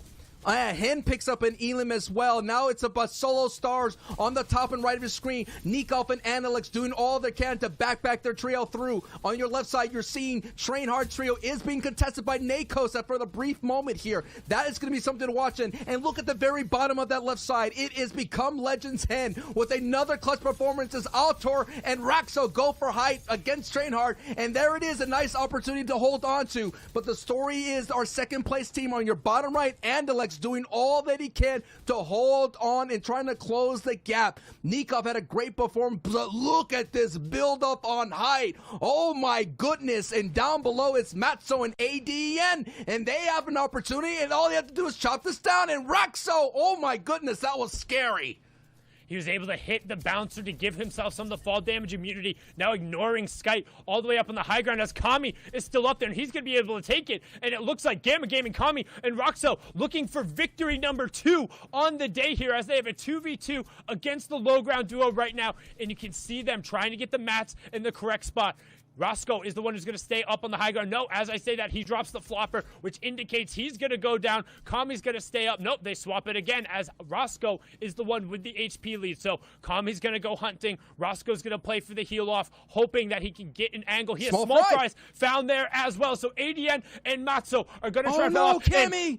Excuse me, Kami, you okay there? But he's going to be more than fine knowing that Roscoe is going to pop a flop in the zone. As long as there's no bandage cannon in play, he'll be the one to walk away with the victory. And as Matzo ticks over to the 9th zone there, Roscoe, Artur, and Gamma Kami pick up their second victory royale. With 9 limbs, and it comes on down to the smallest of fries. 2 games left. Let's get a breakdown and a leaderboard check from the analyst desk. Zeke, Shio, and Reese, what you got for us? Welcome back to the analyst desk. We got our boy Shio right here. This is him, Shio. Just kidding.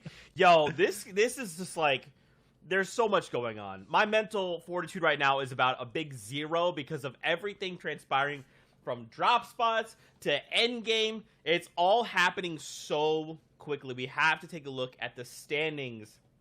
Mongrel, Mitro, Tayson, the Titans that had pulled away. They've been shut down 2 games in a row. And now the standings are closing. These gaps are closing. Look at the point difference now. Wow, 192 to 173. Frozen in time in first place, like you mentioned, Zeke. Mongrel, Mitro, and Tayson now actually have a closer race they have to finish in these next 2 games. And we know Mongrel, Mitro, and Tayson these last 3 games have struggled a little bit. They've only managed to get 6 points total over the last 3 games. Before that, in their first 6, their average was 28 points a game. So obviously they're really struggling now that they're being contested. So we're going to have to take a deep dive into that in our package to see exactly what's going on. And Lex, that last game was doing so well. Past that, too, Raxo came in, Artor getting that win. A very confusing win that went down to the last moment, last wire. 2 victory royales for those guys. This next game will be so close, even on this page, 120 to 94. That is a difference of just a victory royale. If any of these teams win, they can do exactly what Raxo did that last game and just get up into that top 5. Yeah, you know, Raxo moving up into the top 3 should be kind of motivation for some of these guys, 6th to 10th. You know, the tournament's not over. Even if they're 6th to 10th, their placements are still very, very good, and this is still a very solid performance. However, these guys should know that they need a big game to get up there into that bigger prize money. Guys, I'm so worried. We're going to break down specifically what has transpired here with Mongrel, Mitro, and Tayson. But something has shaken them, and that is Thomas HD. And now they're reeling right now. They're on the back foot. They need to go into preservation mode, right? I get that they feel they don't have Starks anymore, but what they're doing and what they did in this game isn't the play. So please break down what exactly happened and how they can hope to correct this, because they still have a lead. They can still do it, but it needs to happen right here, right now.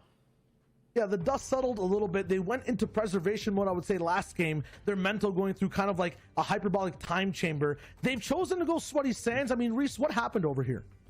So look, this looks like a very weird drop for them. They're splitting. Mitro's landed in the grass. It's odd, no loot, but you got to understand the context behind what was actually happening. You know, so many teams were coming Stark that they said, okay, we need to go and land somewhere else, and they know that Sweaty Sands was uncontested. Flying in, their drops were not that good at all, and if they'd landed, the chances of them being eliminated by Andalex's team off spawn was very high. Not too sure what was going on to Mitro there. However, they go down and they had to back out from that instead of contesting off spawn in hopes that they would actually be able to get any eliminations.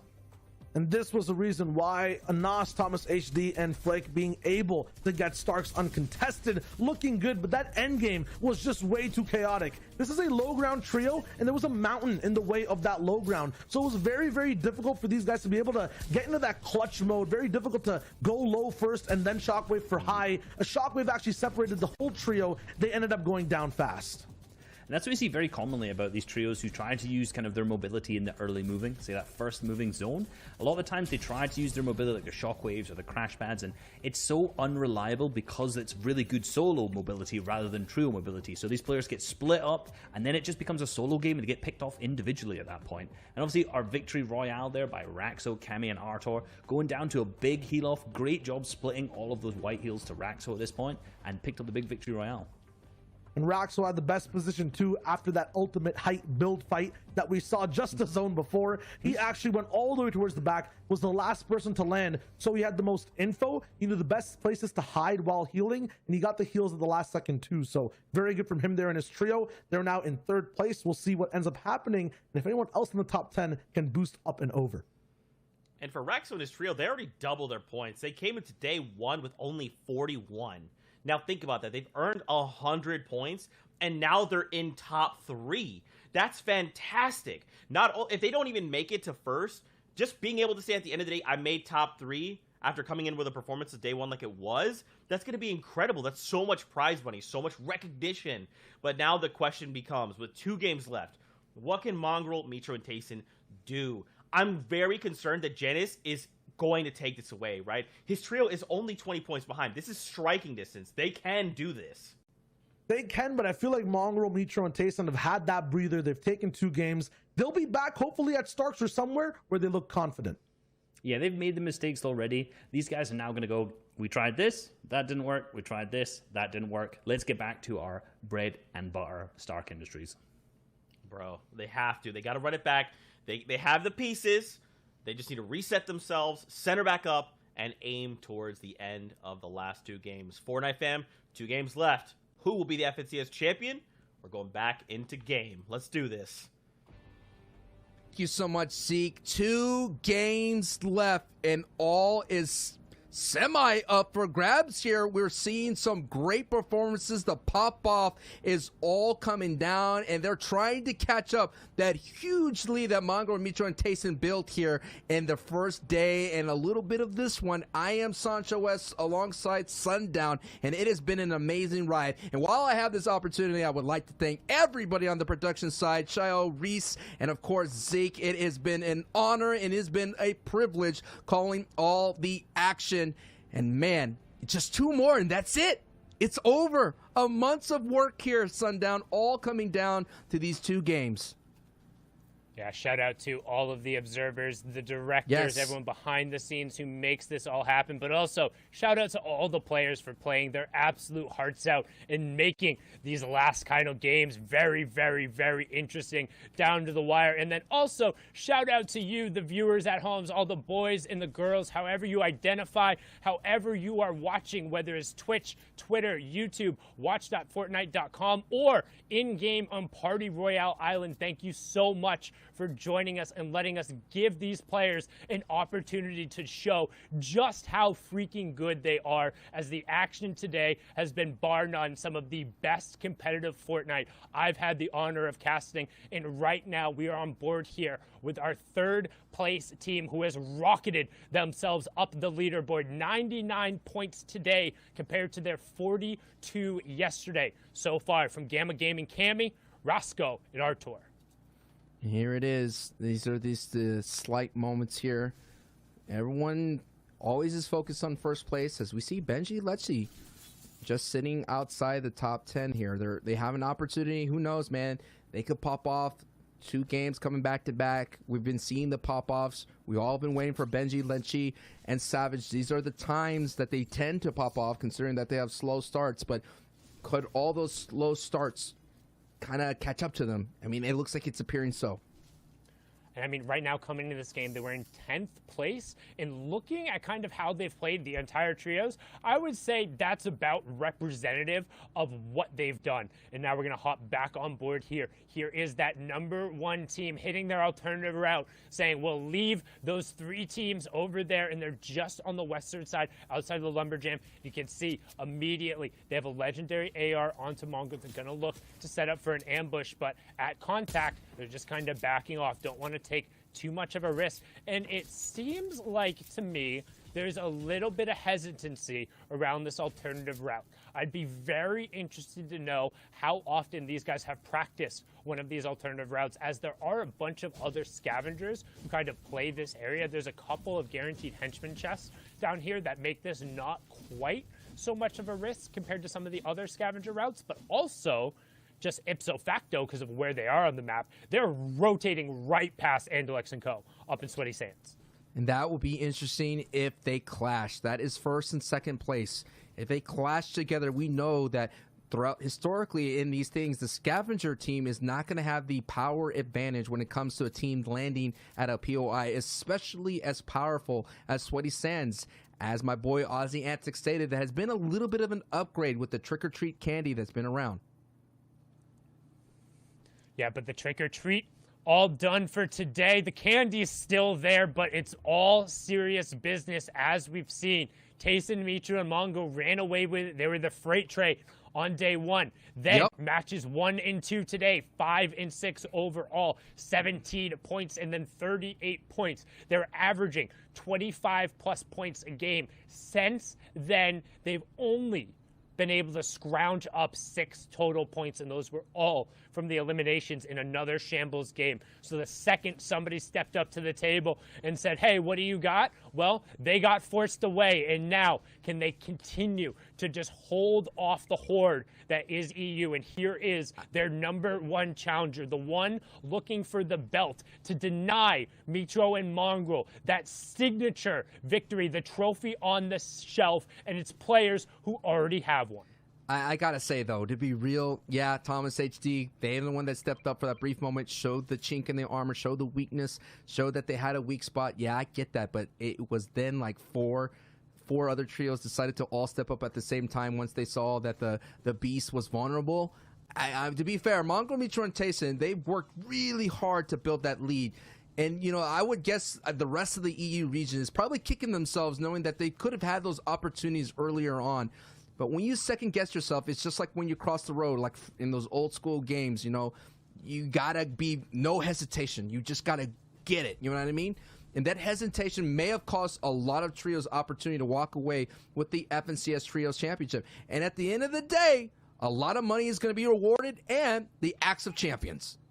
Look at the bottom right of the map. Look at the bottom of the map right now. Oh, he saw the pings. Oh, that's so unfortunate. So, Mitro, Mongo, and Tayson, those are the yellow triangles in the bottom right-hand corner there. It might be a little bit difficult to see for some of our mobile users out there as well, but they were trying to set up an ambush. They're trying to cut off that white line rotation path, knowing that Andalex, Duck on Top, aka X Squeeze, and Wave Janus are going to be rotating along that path. They're trying to secure the victory royale. They're trying to secure the overall tournament win right now by stopping them on their rotation here. If they're able to deny this rotation and not let these guys go past, that's it. It's over. We could be watching the entirety of the tournament come down to a single engagement, but they spotted it out, and will they be able to go around? As we're now going to swing on 2 of kind of our movers and shakers, 2 of the catalysts, 2 of the trios who've been popping around the map a little bit more actively than anybody else. It's Fadil and Fastroki now fighting off against Flick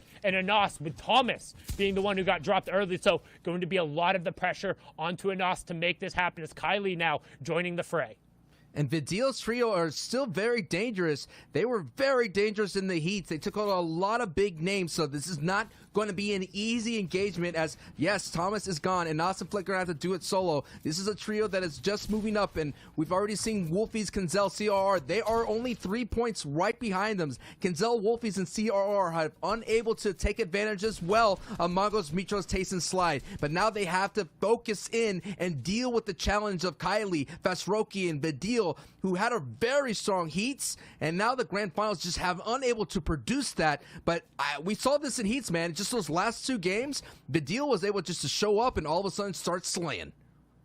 Yeah, and Vidil is somebody, we've talked about it time and time again. We talked about it during the qualifiers, able to go toe-to-toe with the best in the region during the solos competition, just absolutely waxing Mongrel 65% of the time. We saw him put him in a blender as well during the heat competition, but Mongrel's been the one blending everyone else, as Anas is able to find a good shot there, but it's only enough of a reprieve to pop his big shield, which to me shows how nervous he is. He's not confident enough to get the siphon. He doesn't want to go down here knowing that Flick has no excess shields. He's going to be the one to make the play. He's the one with that epic pump shotgun. He has the ability to hit those big 200 damage pumps, and he needs to make something happen, especially with only the 4 builds. You can see that under the 1 there on the Elam counter. So it's going to be a quick little ambush shot. However, each one of these players, minus Vidil, is in a relatively healthy range. Now you can see we're going to rotate back over to another team in contention. It's Wolfie, CRR, and Kinzel.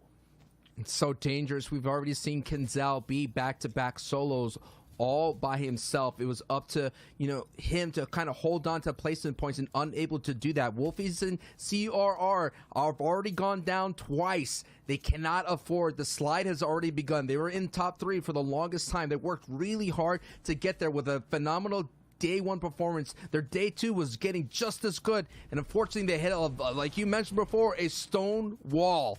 But Kenzel, the back-to-back DreamHack champion, I just like to say that because that is an unbelievable feat in itself. Wrangle in the other solo stars, the CRR Wolfies. They've been cementing themselves as a strong trio, and now we're just seeing the inconsistencies kind of show its ugly head at the most inopportune time, considering there's only 2 games left, including this one. We're getting closer and closer to the end game. I think, actually, to quote that famous doctor, it's the end game now, Sundown. We're in the end game now. And the end game for this game is what's going to matter, but keeping an eye on the top left, Tayson gets a knock onto Gianza. If they're able to convert onto that and just staying in the lobby is what's most important. But we've also saw in kind of that match number 9 situation, you can't draw too much attention to yourselves. You have honestly quite larger than a target on your back. It is a missile silo. It's a huge red X that everyone is looking for and trying to figure out where you are. You can even see Jonas, Duck on top, Andelix marking some spots here. But currently, our number 2 ranked team, the only one who can realistically catch Mitro, Mongo, and Tayson, they're below that Storm Surge threshold. And right now, they're starting to take shots from the Rift. They're trying to get on the opposite side of this, but they're going to be very heavily split out. They're the orange triangles there, and they're being cut off on that rotation by Mitro, Mongo, and Tayson. X-Squeeze takes a ton of damage. Duck on top, down to just 20 HP. Janice desperately trying to find room to pop some of those mini pots, and the pressure's coming. Storm Surge is also coming. There's another team on their back, but Nems gets picked off. Sometimes all it takes is a couple bullets thrown in the right direction, and Nems going down there might have been that pivotal moment. The key thing, you're throwing a lifeline into the tournament, and it was Nems to push them above the Storm Surge. The 2 tags coming through. Andelix trying to snipe his teammates out with the bandage cannon, chucking slurp fishes. This is desperation defined from our second place team right now. Mongrel and Co. finally getting the conversion onto their first elimination, but they cannot go down here. They have to make this rotation, and it seems like it's almost too early in the game for this pivotal of an opportunity. But looking back in the storm, it's Mongrel and Mitro. They're the ones who got bogged down in the storm. They recognize that and got out of dodge. What a great rotation from Andelix, Janice, and X-Squeeze to get out of there. And now Tayson, Mitro, and Mongrel are in the same situation we talked about, desperately having to avoid. They're in the zone, and they're stuck. You can't all go down here. They have to find these elims and the siphons. There's no white heals. There's no campfires. They don't have a fishing rod to hit the double pool right there. As long as Doko doesn't give them the siphon, they're going to go down for what will be the 4th game here. Mitro gets a siphon ticked over. He's going to be on his feet. Tayson is down. The Elim will finally come through, but they have such a long run, and the 2 points isn't going to be enough, as we already saw the second place team rotate ahead of them. This is the intensity that we're witnessing right here. The tournament is at stake on this rotation. Tayson, Mitro, and Mongrel, who have had a huge lead, now only sit with easily a victory royale from Andelix, Giannis, and X-Squeeze could take that lead away, and Tayson, their in-game leader, is down. It's all up to Mongrel and Mitro to hold on, and at the other side of this rotation is this, and they're being gatekept. This is an opportunity to be sighting out as well. Giannis is in trouble, only down to 1 mini. Oh my goodness, Sundown, as Mitro gets knocked as well.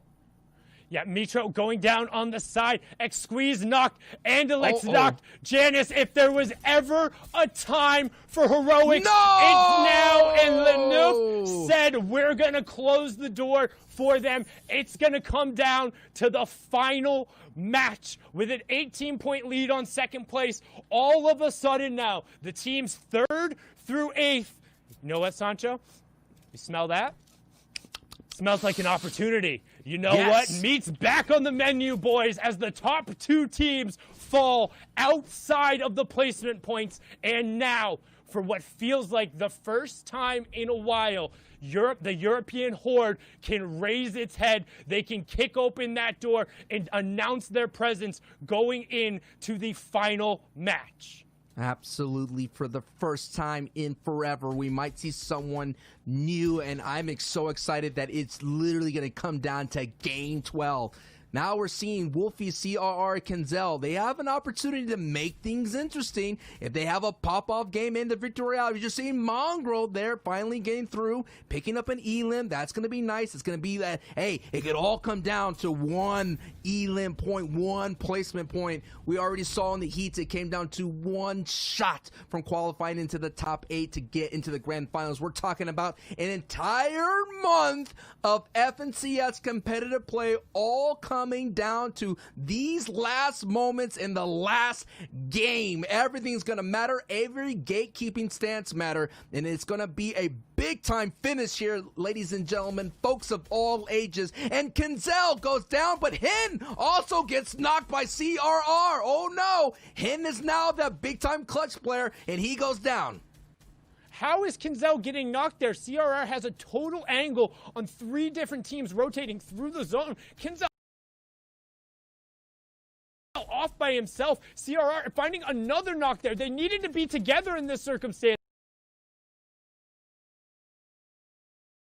This was an opportunity. CRR by himself converts into 3 eliminations, but at the big time finish here, ladies and gentlemen.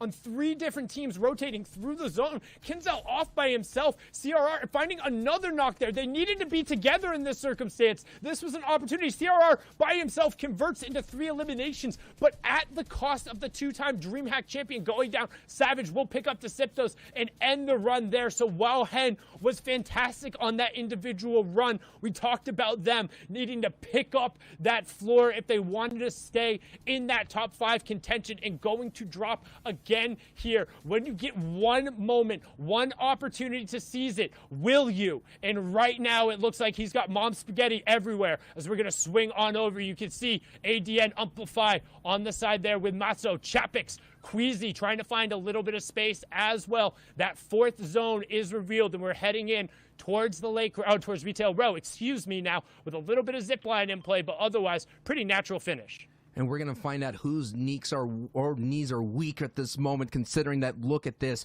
Old Man Mountain. There's a couple of them out there that can kind of go ahead and chop anyone down that's going to try to make their ride up their leaderboard here. You already mentioned 1 and 2 is out. Our Tor, Cammy, and Raxo had a strong opportunity and got the victory out to put them in that 3rd place. Here is another trio, Floki, Clement, Nakos, that are on a bit of a slide. They could do this. They could come around and get a victory out. And when we're going into Game 12, Sundown, we're going to Game 12 with about the top 5 all up for grabs and the number 1 spot. That's the kind of finish I want to see.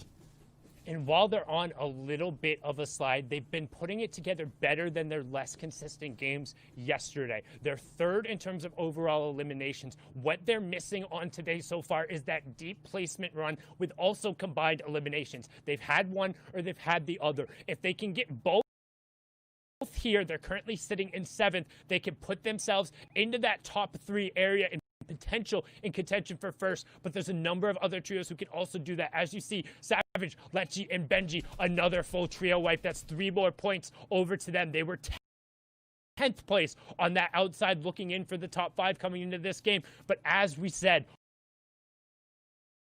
1 and 2 are down.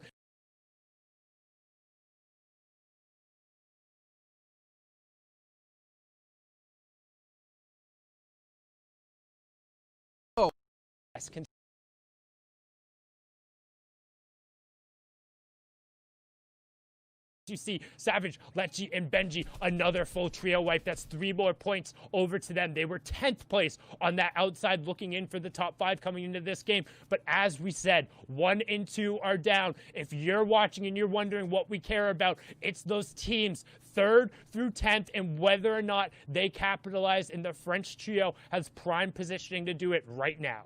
And 4th place just fell. Wolfies and CRR eliminated. A lot of work going forward here to take a look at the leaderboard, because so many teams are going to be able to slip and so many teams are going to be able to overcome them. And this is a trio right here, now down to a duo. Raxo, Kami, they get a nice one on Squeezy right then and there. Another big name going forward too. So Raxo, this is a prime opportunity for this Cohen company to kind of all of a sudden heat up, and they're trying to go on this rotation here on the other side here, but they're being greeted and met with some bullets. Now the retreat is on. They're going to go back into their old builds. builds. This is what's so important about space control. The ability to have the retreat and not get lobby focus is going to keep this trio alive, and the opportunity to move up their leaderboard to kind of close the gap between second and third. Yeah, EP Alexa, aka Enterprise Queasy there, going down in a good pickup. But you've seen that this trio was able to get their victory royales when they had everyone on their feet, and they had a decent amount of utility as well. So the fact that Artur has gone down is going to make this execution a little bit more difficult. But one thing I want to call out for Kami, he's got those fireflies going on. It's one of the few things in the game that can apply that fire effect to builds. If there's somebody who is building out towards wood or ends up getting too vulnerable there, they end up running out of mats. It can be a surprisingly effective tool in the late game. But right now, we see Leneuf getting a confirmation there onto Flick. Eyedrop also going to down Floki. Nako's going down, so all going to be on the back of Clement. Otherwise, the top French trio going to fall short of placement points again. And Cammy finds the angle with a brilliant crash pad. Floor replace, finds Thomas HD sticking his head out there. The 190 tag, enough to tip him over the top. And that's some top of the leaderboard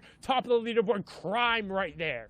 First, second, fourth, and fifth are now most likely out completely, including that knock and Elam from on against Thomas HD. Now Clement here all by himself in the 7th place trio, now going to ride in the backpack phase now. And we've seen the clutches, we've seen the Lone Rangers, we've seen the heroics come out through the EU region, and Lunef gets knocked by a Nas. I was about to say, enough and Jasper are getting some big knocks at the same time as the big names of Benji. The old guard is trying to hold on tight